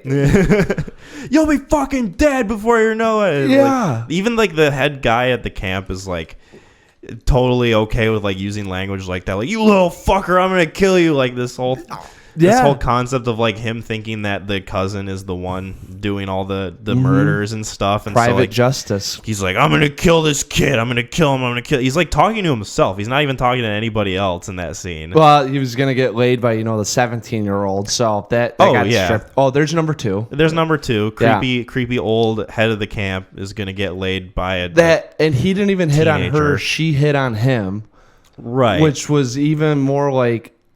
Yeah, what's going on here? Yeah, why is this even? Was this supposed to be like story, like problem C, or? There's a lot about this movie that like I'm not sure what entirely they're going for here in terms of like the tone and like the atmosphere they're trying to set up. I think it was like anti, like what do you call it when you don't like homosexuals? Oh, like homophobic? Yeah, I think there's a lot of homophobic. We'll get to the end when we get to the end, but anti that, a lot of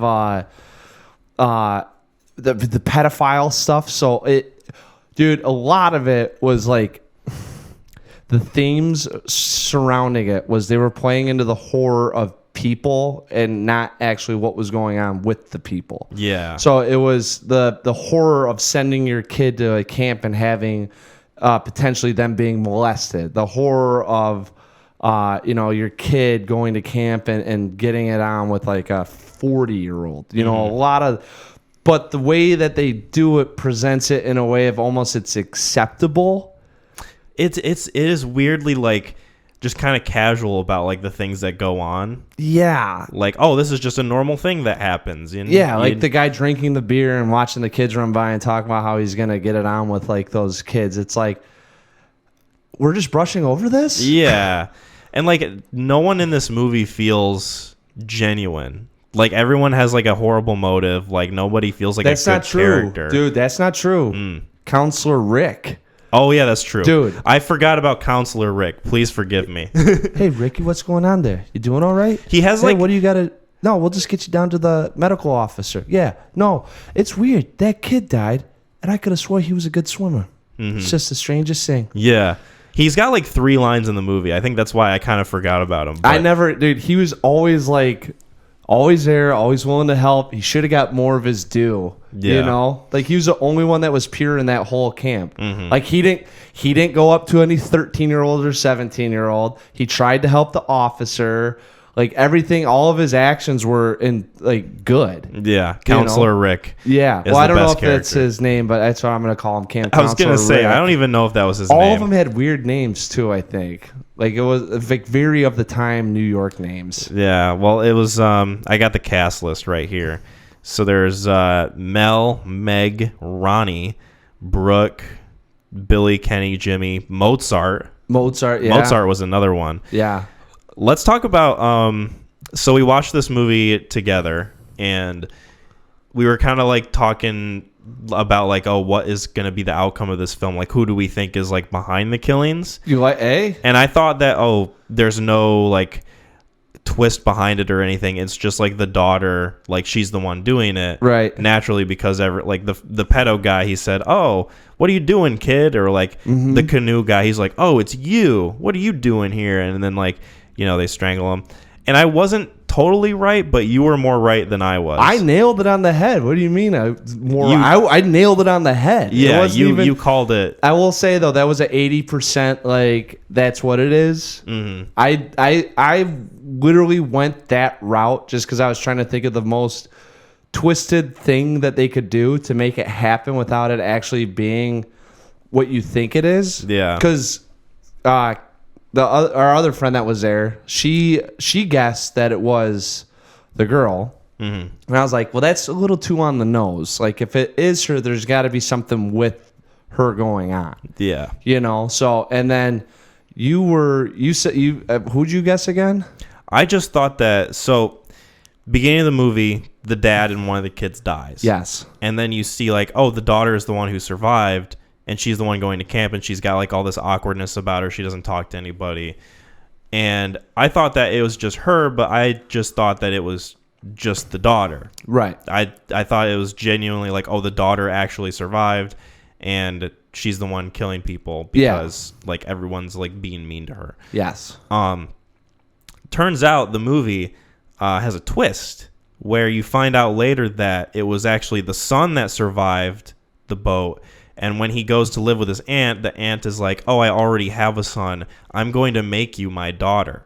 And so the son ends up becoming the air quotes the daughter and takes the name Angela and then goes to camp and then like is killing everybody.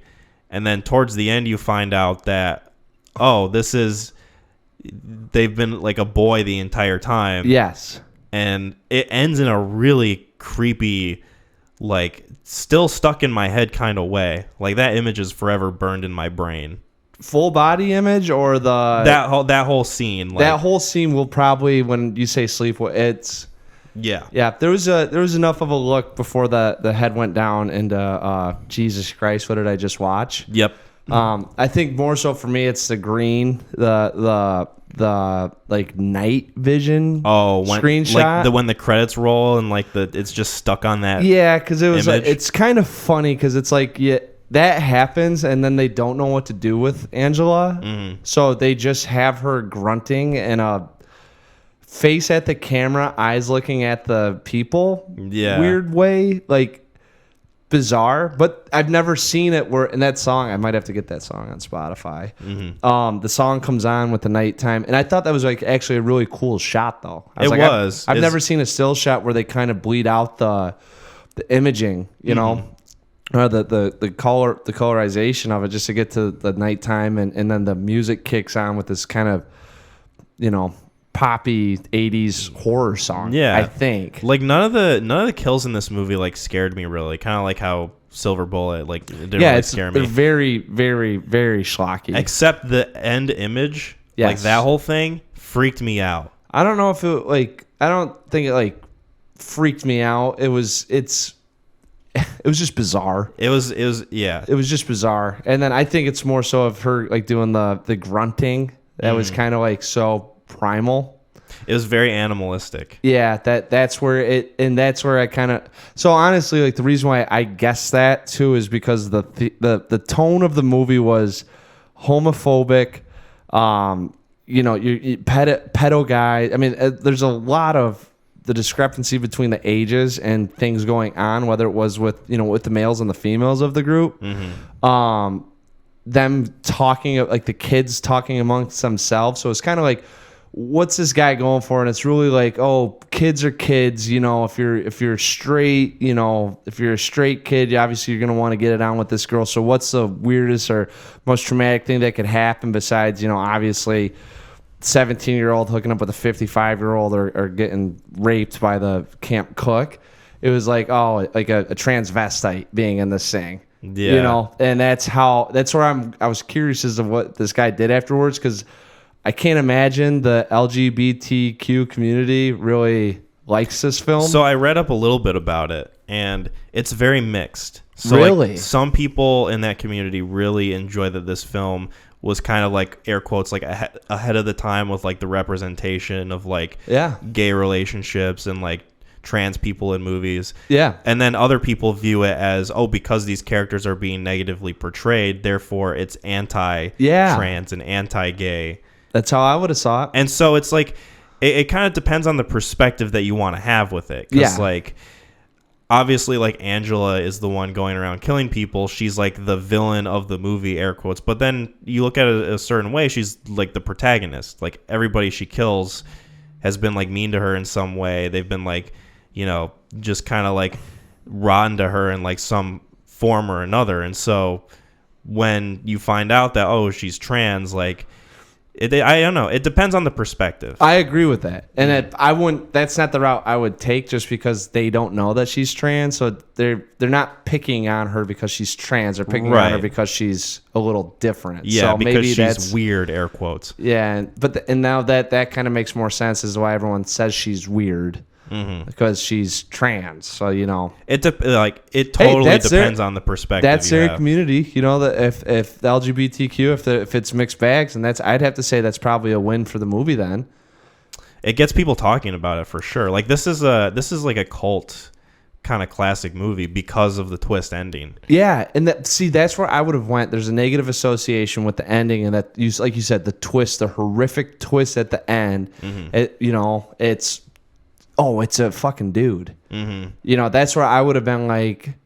So if the guy's making it at that time, like they say, ahead of the time, tongue in cheek, maybe a little bit of, you know, this is kind of where we're going. The other viewpoint of it is like, it's not that she was killing people. It's why, because it is a guy, and she's a savage. Yeah, I'm wondering, like the last image is her eating the head off of someone, grunting in a primal way, and you find out that she's transvestite, and that's what gets me. I was like, this seems like a lot of bad propaganda here. Yeah, I really want to read about the. Yeah, and we watched it last night, so I really didn't like have much time to read about it. Agreed. But, yeah. I want to know more about like the director's intent. Yeah, because he also wrote this movie too. That's where I'm at with it. I'm curious if this dude was from New York City and very masculine dude. Because you know what's really weird about it too. So with all that, the costumes. So the girls are. I'm not gonna say they weren't like clantily skating. Scantily clad. Scantily clad. What you said sounded like skating. It sounded like a Norwegian phrase. Oh my god. Well, hey, the Cantily skladen. Yeah, cantily skating. You can see Lars von Trier saying that. Hey, you know, it's just nothing weird, just artsy stuff. That's all we're talking about here. Yeah. You know, nothing weird at all. Nothing weird. Yeah, it's obviously they're 17, but the guys in this film are all like short shorts, crop tops, like there's bare chests. Yeah, like there's some homoerotic like nature within, you know, of what they're doing. When all the guys go swimming together and they're naked. Like, all right, we'll just go without you girls. Oh my god, that's why I kept saying we're just gonna hang out with the boys. It's the boys. Let's all go hang out with the boys. Guys being dudes. Yeah, just guys being dudes. Hey, let's go smoke a J and fucking get naked, swim in the lake. Yeah, that sounds good. Hey, let's go, boys. Let's go play with water balloons on the roof with like our half-crop shirts. Yeah. Dude, I was dying. At one point, they did say, "Hey, let's go get Jerry. Go meet up with the boys." Yeah, I was like, "What the fuck's up with all these?" Hey, we're just gonna go hang out with the boys, guys. Yeah, what is it? Just guys doing dude stuff. Oh my Pretty god. much. Yeah. No, that's So that's why there's. You see a lot of junk through the shorts, like oh, that's clearly just dick hanging there. They're like they and I was like I think he did it. There's all these kid actors around, and that's why I'm like, all right, that's why this all feels like a propaganda, you know, where it's a horror film. There's a lot going on, and the element of horror is with like, you know, they're going here, or maybe it's just a coming of age story. You know, maybe. It's a weird way of going about it. Yeah, I don't know. Maybe watch The Sandlot instead. Yeah. Go with that one. It's not quite as drastic. Yeah, the director probably spits on The Sandlot. Pfft, fucking PG bullshit. Pussies. Yeah. Even though The Sandlot came out like way after this movie. Yeah. Yeah, it's different. It's definitely different.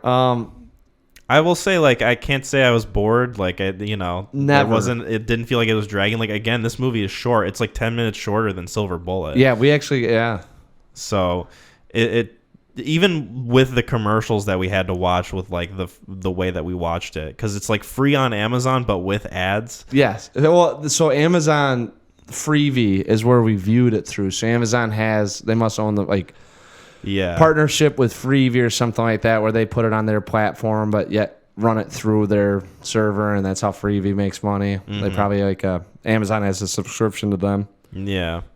Or just bought them because it's fucking Amazon. We're about to be ruined. Dude, did you see this? My car's going to be bought by Amazon. They're going to use it as a delivery vehicle, probably. They just showed the shop, like these grocery carts that have a infrared, scanner goes through it. So if you drop an item into the cart, it will scan it and add it to your total. So by the time you're done shopping, you can just pay before you walk out, and you'll have... Kind of like Scan and Go that Sam's Club had. Yeah, it's just like that, currently. except it's in a grocery cart and it's run through Amazon, and Alexa's like there to help you out and do all. There's going to be super centers that are be Amazon. Like eventually, they're just going to own all of the retail world. Yeah, it's going to be like Demolition Man with Taco Bell owning everything. Oh my, yeah. Except it's Amazon. It's so weird that Taco Bell owned everything. I wonder where they were at in the 80s. Yeah. I mean, they're kind of right. Taco Bell's owned by Pepsi, and Pepsi owns a lot of shit. So yeah, they're not quite that level, but conglomerates will take over, and eventually, with what we'll see, the rise and fall of kingdoms. America will be another blip at some point. The monopoly of corporations. Yeah, as soon as we start to see what commercialism does. Yeah. So we don't need to get too deep, though. I'm sure that was an element in Sleepaway Camp as well that we missed out on. Oh, probably. The candy bar that he was eating symbolized like corporate outreach into a nature setting or some shit. Yeah, exactly. There's probably like everything that's all layered. Yeah. Oh, man. What's his face? Fucking Robert Hitzlick was ahead of his time, dude. Oh, dude. Yes. Well, he had the balls to do it.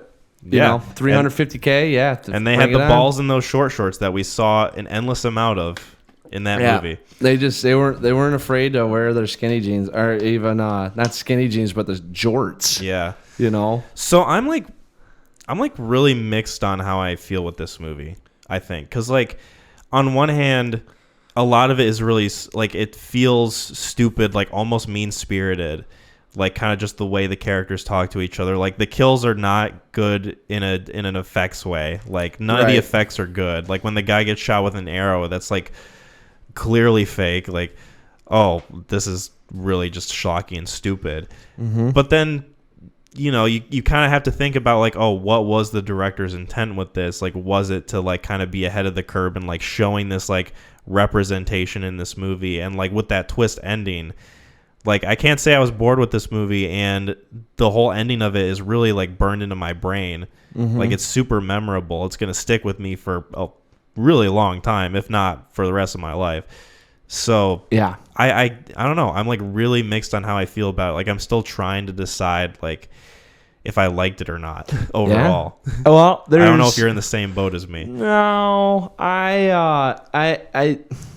So I think this provides good fodder. I think that it's interesting that this guy got this much material into 83 minutes in a horror film. Yeah.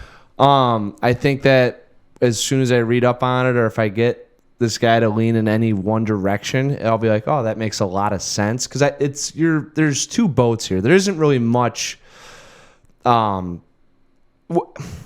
So there are movies where you could discuss a lot of what the guy was trying to say, or what was going on, or the character's actions, and why it was wrote that way, and that provides a lot of philosophical debates. This one I think only does in the sense that we don't know what the director was saying. So I think the only lasting impression that this thing really has is if we don't know why he did it, right? Because then we can sit here and say, oh, because of this, because of that. So I would say if there's nothing on it, maybe a little bit, but I think because it's the 80s, I gravitate towards it being in a negative light. Right. So, but I don't, it could be, I guess I would have to, I'd love to read the perspective that he had about this, like what he has to say about like his intent with the film. Yeah. And like what his goals were, because that would probably influence like how I feel about it quite a bit. 100%. I mean, it's once you find out, it's like one way or another. Like you either go, oh, that was really smart, or oh my god, like this guy's an animal. Yeah, you know. And it doesn't help too that like this is like this super recent watch. Like we watched this like what 12 hours ago, really? Like probably a little more than that. So it's like still super fresh with us. Like we're just kind of still formulating like our opinions, really. I'm taking it for what it is. Yeah. So I don't know how much more I will get into it, just because there's, like I said, I mean, there's really just there's no gray area. It's if the guy was like, if it's him bashing, you know, kind of, you know, the fear factor of sending your kids away and what the world's turning into. Mm-hmm. And it's really like, that's why he had the pedophiles in there and these kids that are hitting on 50-year-olds and smoking weed and, you know, just doing guy stuff and, you know, like guys being dudes, you know, and some homophobic stuff. And like, this is, you know, and that's just, he just kind of lumped it all into, this is where we're going. Or you get him and he's really just bashing like, this is where we're going, so you better get ready because this is the horrific state of where it could be at, you know, and trying to play into a little bit of, I mean, I keep saying propaganda, but like, do you remember the movie, oh my God, Reefer Madness? I have not heard of that. Reefer Madness. It was in the 1930s. Is that like an anti-pot sort of thing? 1930s, the government paid, I'm pretty sure the government paid a studio to come up with a horror movie on marijuana. And like if you smoked marijuana, and this is all, I'm fairly certain, you turn into like a killer. Yeah. So like there's this like, you know, people smoking dope and then killing people. And it was supposed to be like, oh shit. That's really funny. Yeah. And that's where I was like, I see this movie leaning more into, but this guy didn't direct anything after that. He wrote this, he made money, he got out, he might have just did it, you know, maybe he was playing into the minds of people and said, like, I know that I can make this for cheap and get a lot of dough, you know. It is interesting, like the whole kind of perception that people have of like certain ideas during that time, because like even like not too long ago, like with Breaking Bad, like you watch certain scenes and the way they talk about marijuana is very much of that time period, even though it took place between the years like 2008 and 2010 or something like that. Yeah. Like the whole, like the not necessarily like the show telling you how to feel, but just the way the characters talk about it. Yeah. There was you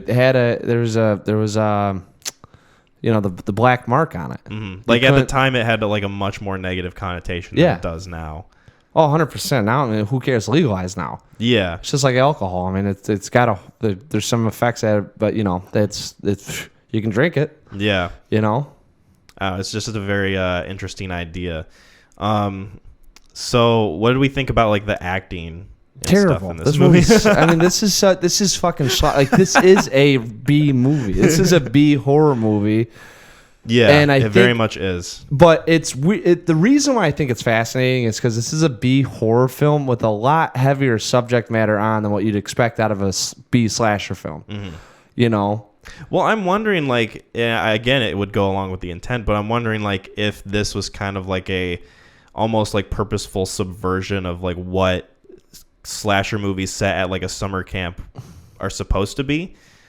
Because like this kind of showed like the more like, oh, people are very ugly towards each other, people are very mean to each other, and we're gonna like crank that shit up to 11. And that's kind of part of like where, I don't know if I could say the appeal of this movie, but like sort of the intrigue of this movie comes from, is like just the way that characters talk to each other. I think that's an element in it, but I also think that's just bad acting. Like it could very well be. See, that's where I have a hard time with it, because like I watch it, the opening scene, they have just a terrible, I'm not gonna say accident, terrible acting, where it's like, oh, this is where we're going, and then the dad gets hit, and there's a girl screaming for literally 40 seconds. Yeah, and that is direction. That's not one take. Mm-hmm. That's edited, and he was like, I need you to keep doing this, and they thought it was good. Yeah. And then there's so much screaming for longer than how long you'd think you'd scream for. Mm-hmm.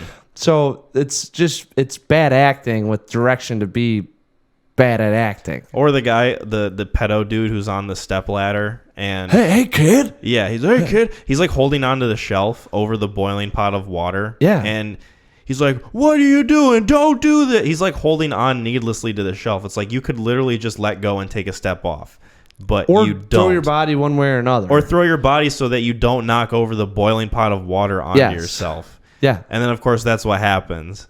And then there's the whole like thing with the bees. It's like, there's bees. Oh, no. And like those bees must have been like the most killer, like venomous form of bees I've ever seen. Because like they ate him and they burrowed into his skin. Yeah, it looked like Candyman. Yeah, like with how vicious those bee attacks were. A lot of it was needlessly. The guy that got killed under the canoe when he comes out.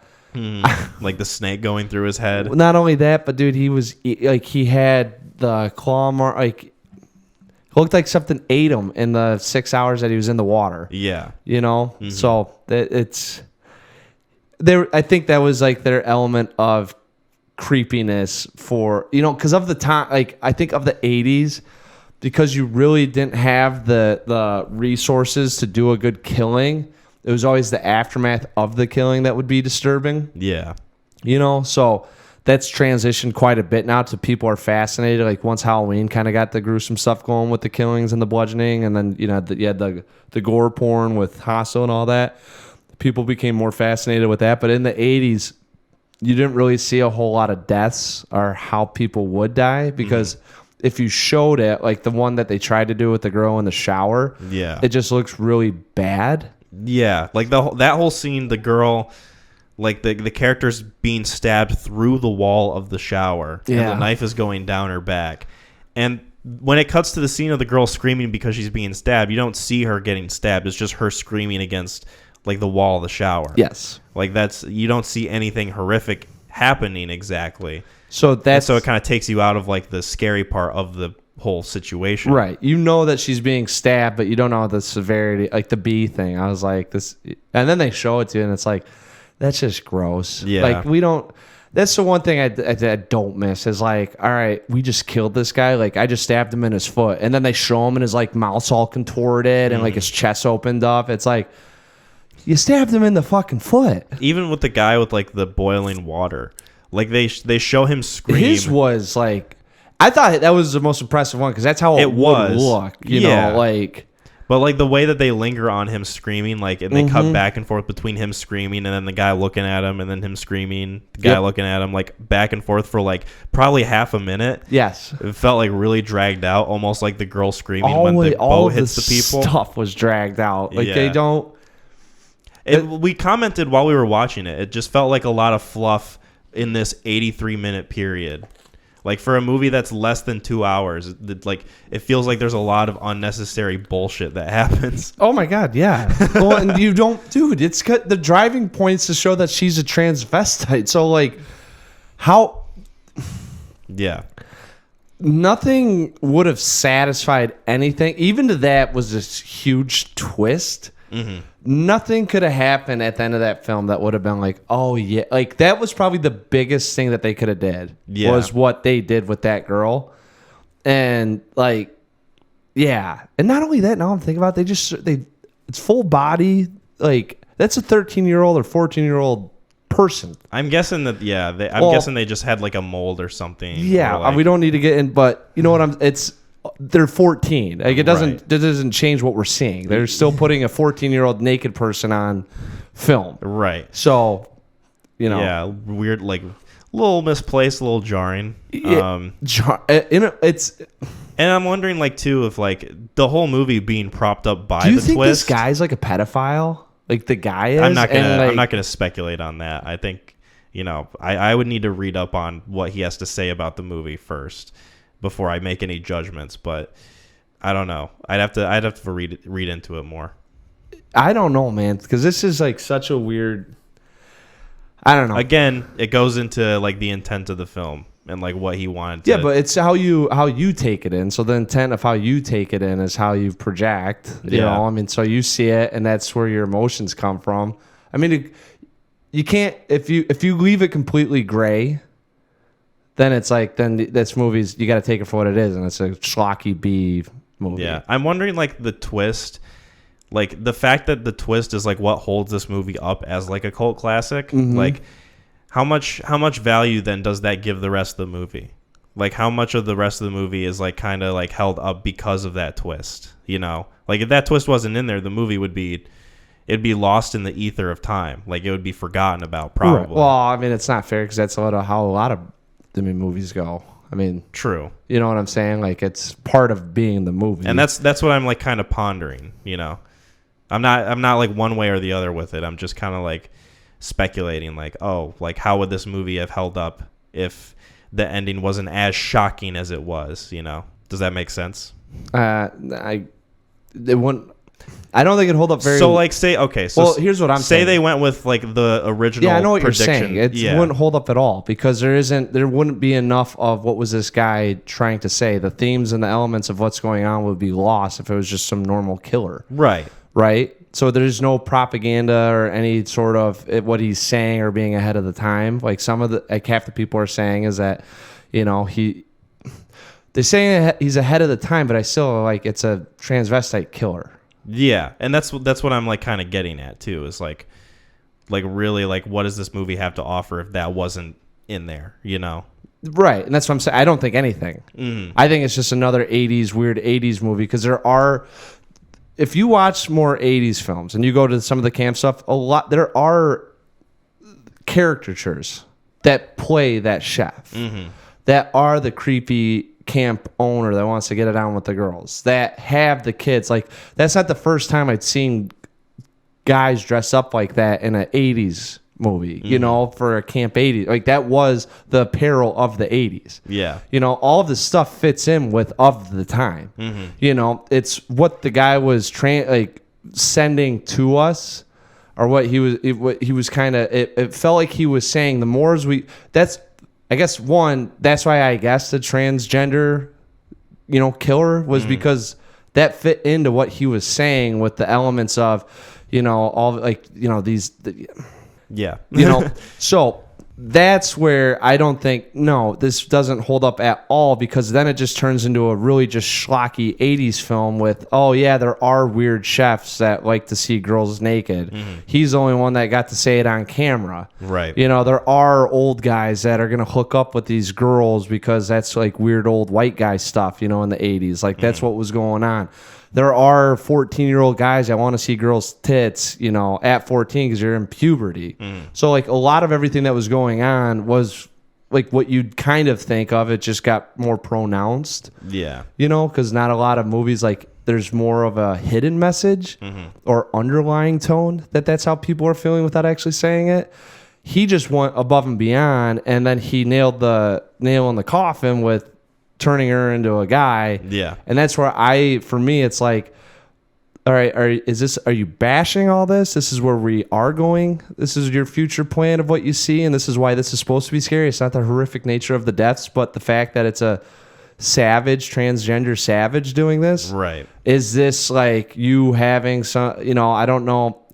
You know, I don't know. Yeah. Very curious. Yeah.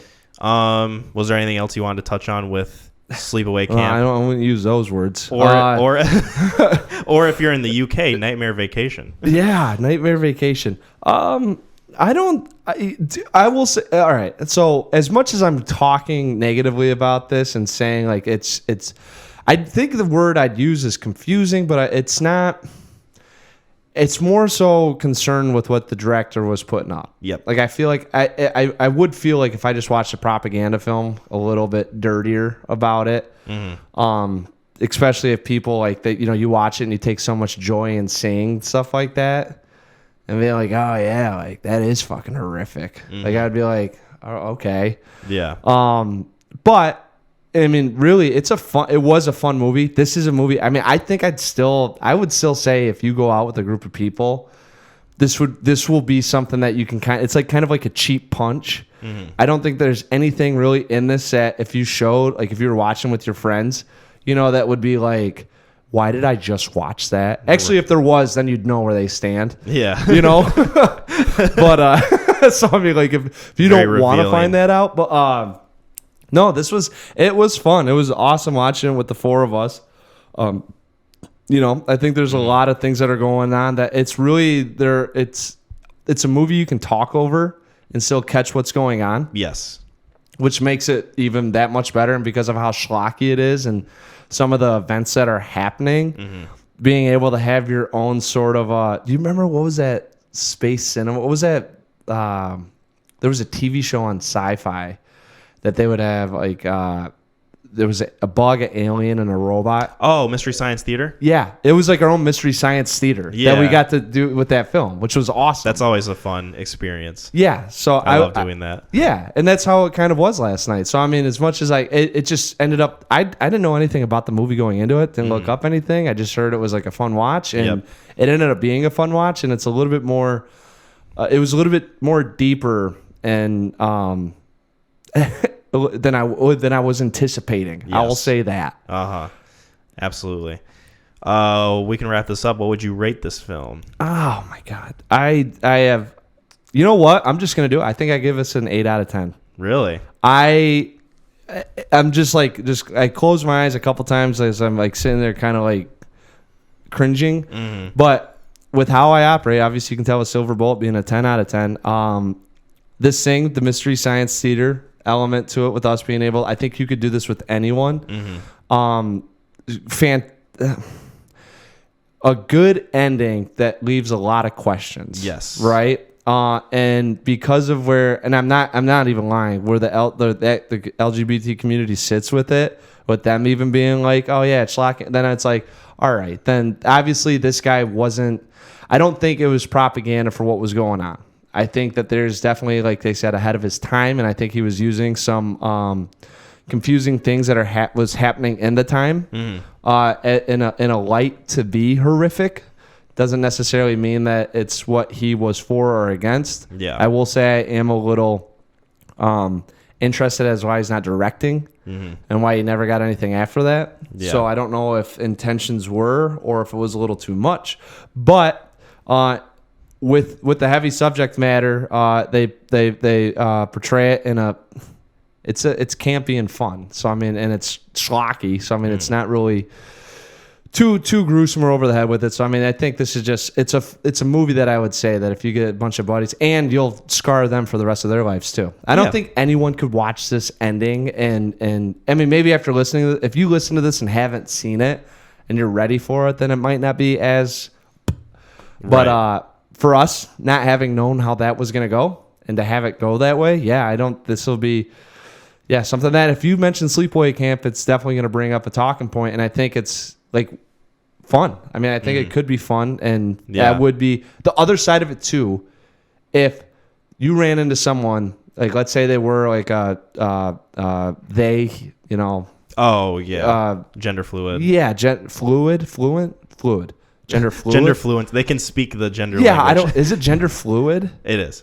So it just kind of weaves. Yeah. Okay. If they were gender fluid, I think I would be interested to hear what they'd have to say about it on either side. Because I could see them being like, "Fuck that movie," and it's like, no, like, yeah, like what'd you get from it? Yeah, you know? I'd be interested on their perspective too. Yeah. So I love the term gender fluent now. Dude, so that's the second time I've heard. So someone else said gender fluid, right? And I heard it, and I was like. And fluid didn't come because I think of water when I think of fluid. You know, it kind of move, and it's like that. Like it feels like you're going between two parties. And I was like, I feel like, I don't know. I mean, I guess you don't maybe announce yourself one way or another. Gender fluent sounds like. I don't know. It sounds more interesting to me. Yeah, that's what. And then I heard, and then I was like, maybe they said gender fluent. Sounds more pleasant. Yeah, and it's like it's kind of like I can speak from both sides of the aisle, right? Yeah, right. I'm very fluent in this or in that. I'm fluent in male or female. That's what I was thinking. So that's why, and I never did the research into it. So like, I was like gender fluent. Maybe that's how they're kind of, That's hilarious, dude. I love it. Hey, there you go. And for you guys listening too, maybe we can change the stigma. Oh yeah, absolutely. Gender fluent. Just coin a new term. I'm giving this one a 6 out of 10. Nice. I think it's got a lot to offer. I'd love to read more about this. I'm definitely going to after this episode, but has a lot of schlocky, dumb moments, bad effects, dialogue not the greatest, but it will stick with me. For a while, yes. I feel like you'll be, once you're in your 40s, and it's funny too, because we're going to be in our 40s, and like, at least for me, like Preston, I'll be like, you know, you gotta watch something really kind of Sleepaway Camp. spooky. You want to see something spooky. You want to see something that will stick with you. But at that time, it could be like Fahrenheit 451 or whatever, and Yeah. it's like banned. Oh yeah, You know? it very well could be. Yeah, you never know. Yeah, so cool. I think, yeah, I would say, I mean, it is for all intents and purposes of what the design was for.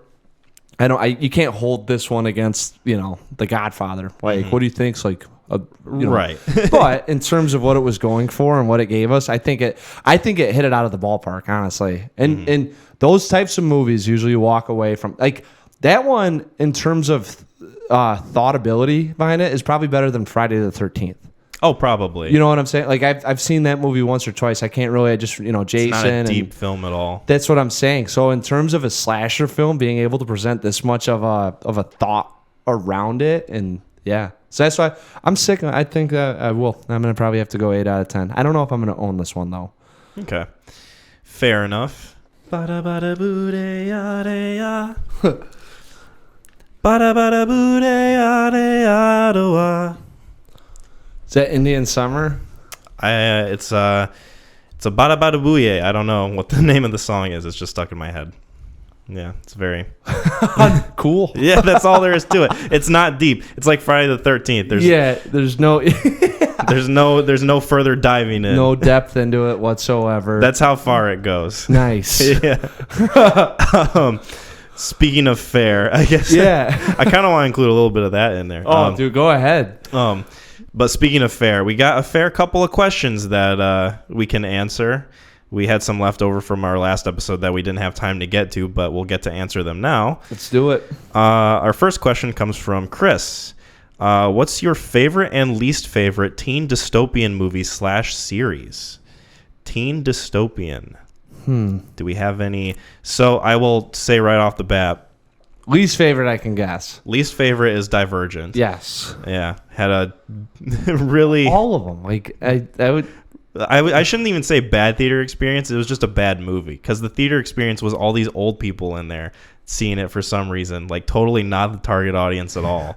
They were just out on like a Tuesday afternoon. It was the matinee feature film, and they were like, "Might as well." We'll make a day out of going to the movies. Because like old people probably when you saw it too, there wasn't really the sequels that at that time. Like a lot of those were like one-offs. Yeah. You know, so like they probably didn't even think like it's the third film or second film in a series. Well, it didn't help that it wasn't called Divergent 3. It was just Right. called Allegiant. Yeah. A Divergent Was film. it Divergent, Subvergent, Allegiant? It was like Divergent, Insurgent, Allegiant. Oh, okay. And then they were going to make a fourth one, and then the third one did so bad that they just didn't do it. Oh my God! All those old people saw it and really hit the social media. When's the next Divergent gonna come out? My granddaughter's been asking. So that would probably be my least favorite. I don't know. I really wasn't too interested in like that whole kind of genre at the time. Like when that was coming out, I was already like close to leaving high school or like in early college. So it was kind of like past my demographic a bit. Yeah. No, So- yeah. It's I'm agreed. Like the Maze Runner, Hunger Games, they got Divergent, Twilight, like really not big on the whole. Twilight, less so like a dystopian, but definitely like of that young adult era. No. It's dystopian. Oh, There's is it? Yeah, there's. Oh, I'll have to Think find about out. your future and where you're going if you're watching those things. Vampires. I am watching those though. Yeah. I mentioned to you yesterday, but I've been watching them with Megan. Yeah, you don't have to like tell anyone that. I will tell them because I think they're funny AF. Yeah. think Speaking they're of hilarious. Mystery Science Theater 3000, That's really been the experience for me. That's what I'm saying. Those movies that are you can do that are the ones that they're fun even when they're bad. Yeah. You know, because you can sit and roast them. Like I did that with The Notebook. Like Absolutely. me and my buddy, I remember in college we were watching it with it was like there was like 6 or 7 of us, and me and him just really didn't give a fuck. And like we just sat there the whole time and fucking blast. It's like, yeah, this is really fun. And then you're like, oh yeah, The Notebook wasn't that bad. And then you throw it on by yourself and like, what am I doing? Like, this thing sucks. Yeah. No, I wasn't either, so I don't really know if I have the best or the worst. I think they're all bad, honestly. I was gonna say, like, I've heard somewhere, like, what's the difference between a young adult novel and a novel? Is that young adult novels are bad. But I mean, there's dystopian movies that I like. I wouldn't necessarily call them teen dystopian, but like Snowpiercer, I think is good. Like certain episodes of Black Mirror, I quite like. Oh yeah, because those are more dystopian than anything, I'd say.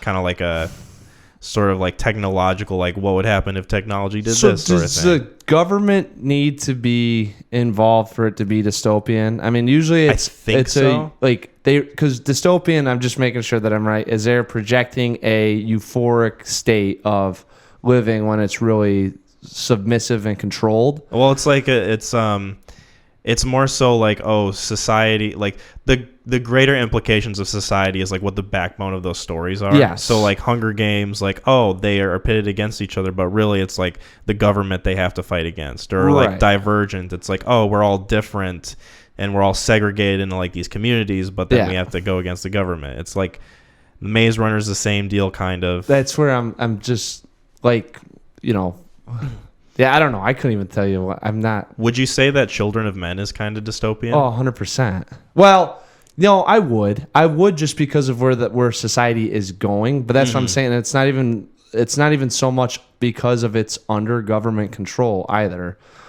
It's that there's just no. I mean, where's the hope? Yeah, a lot of it is just like. Just horrible, like a lot of it is just like human rights shit in the Children of Men. Human rights shit. Yeah, pretty much. Yeah. Not as nuanced of a saying as I could have made it. But no, I get I know where you're going with it. Yeah, because I think that you have dystopian, and then there's elements of dystopia, and dystopic. Yeah, you know what I'm saying? I mean, there's definitely like a theme of like, oh, the government has more reach than they should. Yes. And so like people are forced to like form these terrorist groups and like fight against them. Yeah. But that's not like the focus of the story. Right. It's a lot more like personal and grounded, I'd say, in Children of Men than it is like Hunger Games or Maze Runner. I was going to say, the one that pops up to me right away is Red Dawn, just because of the 80s. Right. Not the new one. Not the new one. Not the one with Josh Peck, my boy. Yeah, not the new one. But Red Dawn would be one that I would feel is maybe if it fits within some of the check marks. If you're talking about teen dystopian films, like I don't know if it's really dystopian though, just because there's a war going on and there's more. It's governments kind of fighting each other, but within the area that you're in, because I think it doesn't necessarily have to be the United States. Like you could be in a dystopian town where maybe the sheriff's taken over, or the like Harry Potter 5. Yeah. That's very dystopian. Order of the Phoenix. Yes. Or I was going to say like maybe even Escape from New York. Yeah. Being in that little area, 100%. Like New York is just a giant prison. I am trying to keep the teen element going, unless, Right. But yeah, that's where if you're just pulling out just anyone that you could probably think. I mean, I'm still having a hard time because those movies aren't, to me, taking out Big Brother, like I don't really like, oh yeah, like fucking get him. Like I'm not really like, I guess a libertarian on that, or like a lot of it is kind of like poking towards like the themes of like just going against authority and like, oh, we're gonna stand up to the man. Yeah, like that sort of thing. Like if we're gonna do that though, like let's do it in a rated R fashion. Like PG-13 isn't gonna make me go like, oh, they got him. Like The Handmaid's Tale.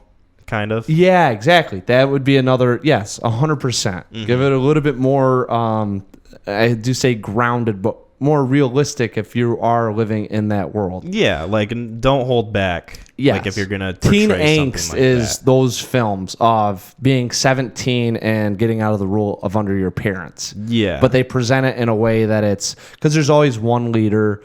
It's always the world's against you. They've always got 6 of their friends, and they're always running around under the eye of what's happening. Yeah. But there's never anything where it's like you see a guy take a knife to another man's neck, No. Or I watched most of the second Hunger Games movie with some friends, and like a lot of the action in it is like very safe. Like it's not violent. It's PG-13. It's the same amount of violence you get in a Marvel film. That's why they never really like. It never was like, oh, I gotta go see that. Like I watched the Maze Runner one time, and it was almost like a little bit of Lord of the Flies. You know, at least the movie with maybe what they were pulling from. So yeah, I don't know. I'm not really. Sorry, we couldn't answer your question all that well, Chris. I mean, haven't seen a lot of those shitty films. We had a good discussion from it, though. I would say. I would say so too. And that is where it counts. Yeah, it's true. Chris is like, they didn't answer my question. Fucking Divergent. Unsubscribed. Yeah, that's it. We just see the unliked.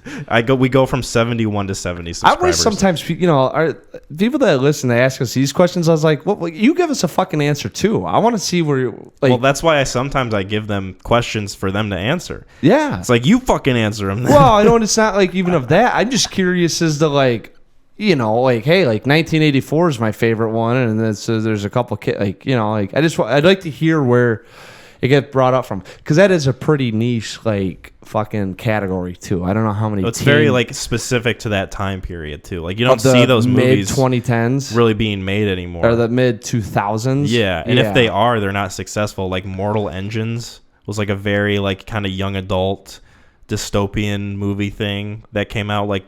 I think it was like 2018. Yeah. And nobody knows about it. Like nobody's heard of it. I haven't. Like when I said the name, you looked at me as if I told you that I had a third penis or something. Yeah. Like a third one? Anyway, our next question. Our next question comes from Matt. What is one movie you loved the concept/story of, but not the way it was shot/film? Oh, Sleepaway Camp. No. And what could have been done differently to make it better? So I've got a couple answers. It kind of was really hard for me to think of some. Yeah. But one that kind of stood out to me was the film You Were Never Really Here with Joaquin Phoenix. Oh, yeah. It's really well acted, really well written, like kind of tight sort of character movie about this guy named Joe who's like, he's like an enforcer. He goes around, he like has to collect money from people and he beats the shit out of people. But he, like the way that it's shot, like the action specifically, a lot of it is like kind of purposefully off screen because like they didn't want the violence of the movie to be the focus, but I kind of think it takes away a little bit from like the impact of it. Sure. I would have liked to see a little more like groundedness in the way that the action was portrayed. And I think that's like one that stands out to me.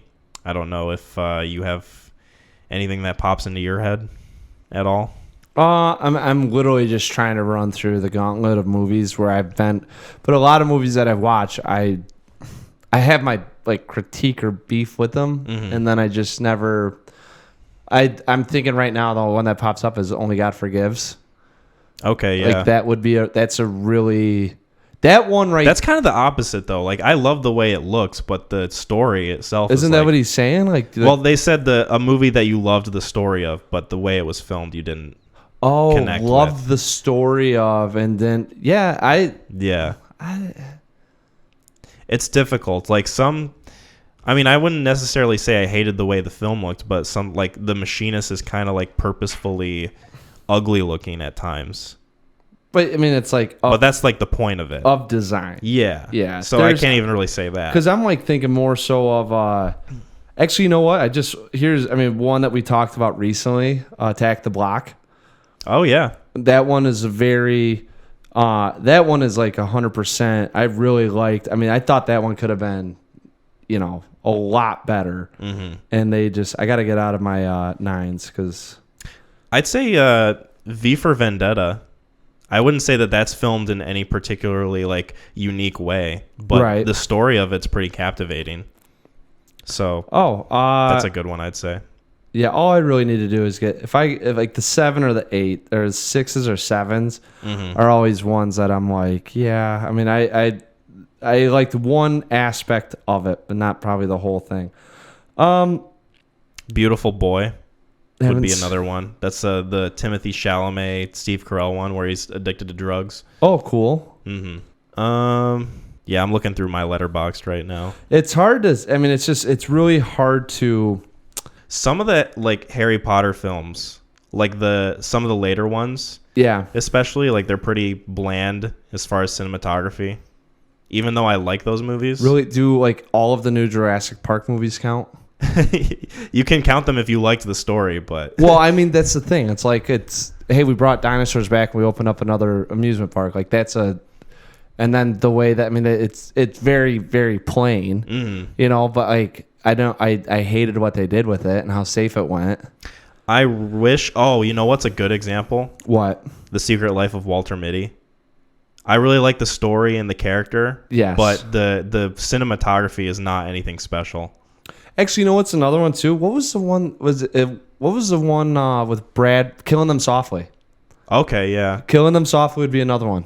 They had moments in that movie though where I thought the cinematography looked really good and was pretty unique, but it wasn't consistent throughout the entire That's film. what I'm saying. Like I like those movies that take small town, small mob, small however, like The Way of the Gun. Mm-hmm. Like it's a very small.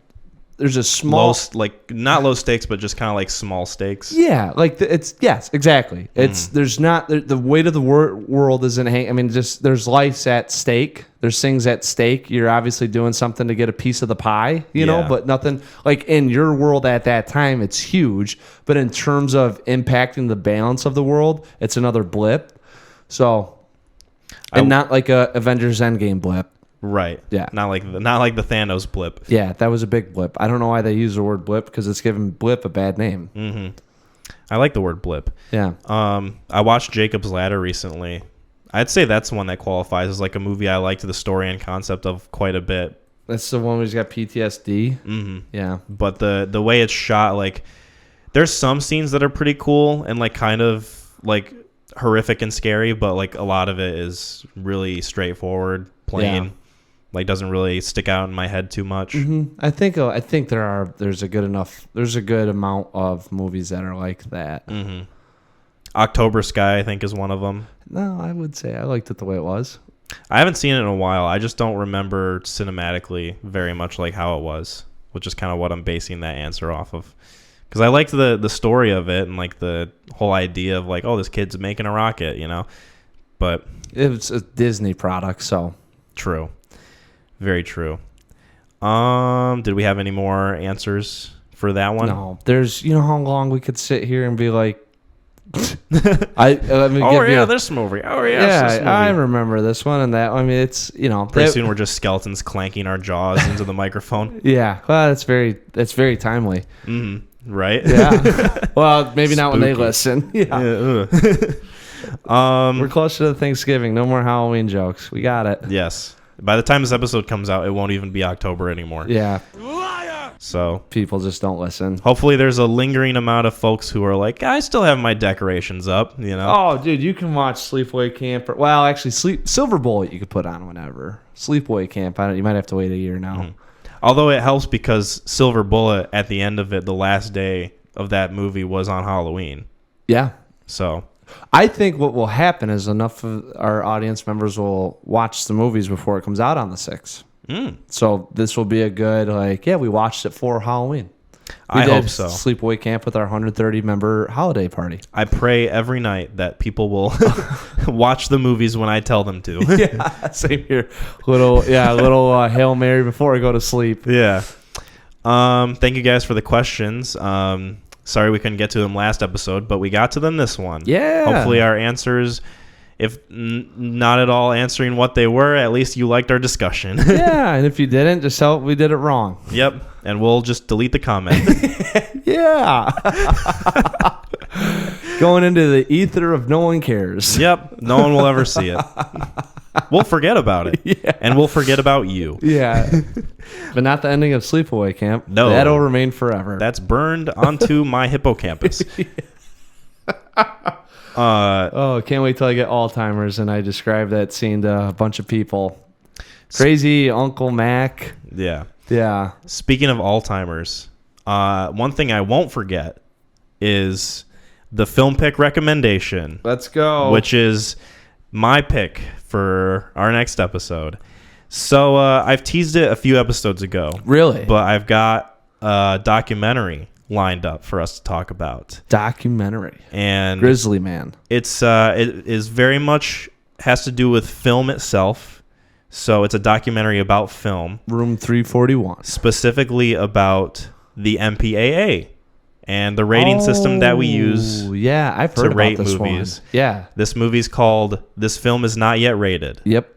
And I want to talk about this one. Really? So you can find this movie if you look it up on Google. It's on, I think, watchdocumentaries.com. Let me just verify this real quick. It got cinema got this out of all streaming sites. I could not find it on a. It used to be on Netflix. Yeah, I couldn't. But this was like a while ago. I couldn't find it on like streaming services. I don't know if it is back on there since I've last checked, but you can watch it on watchdocumentaries.com. If you Google "This Film Is Not Yet Rated," cool. It'll be like the 4th or 5th option to pop up. So okay, you're able to watch this for free. If you find it on a streaming service, that would probably be preferable. But you know, there is a way to watch this film. Okay. So yeah, we're gonna talk about This Film Is Not Yet Rated. I'm in. Let's do it. That'll be a lot. Mm-hmm. Let me look up more info about this. Came out 2006. Directed by Kirby Dick, which is an incredible name. Yeah. For a movie like this. Yeah.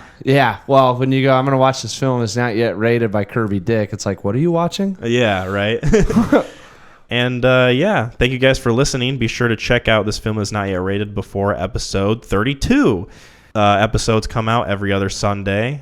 You can find us on our website, www.neoncrewpodcast.com. We're also on YouTube, Spotify, and Apple Podcasts. Various social medias. Look us up on there. Give us a like. Give us a thumbs up.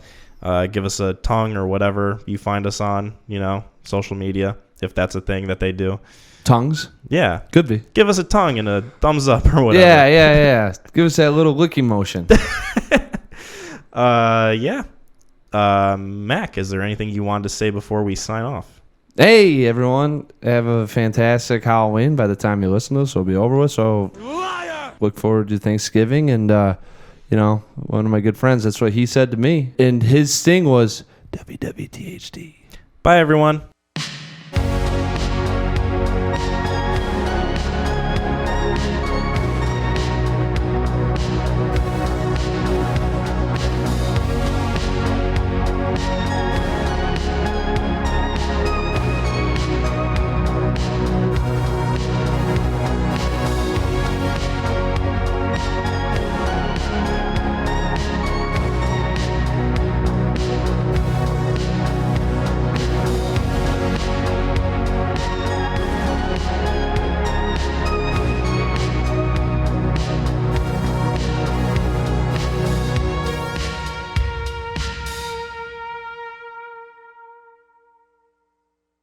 Ah!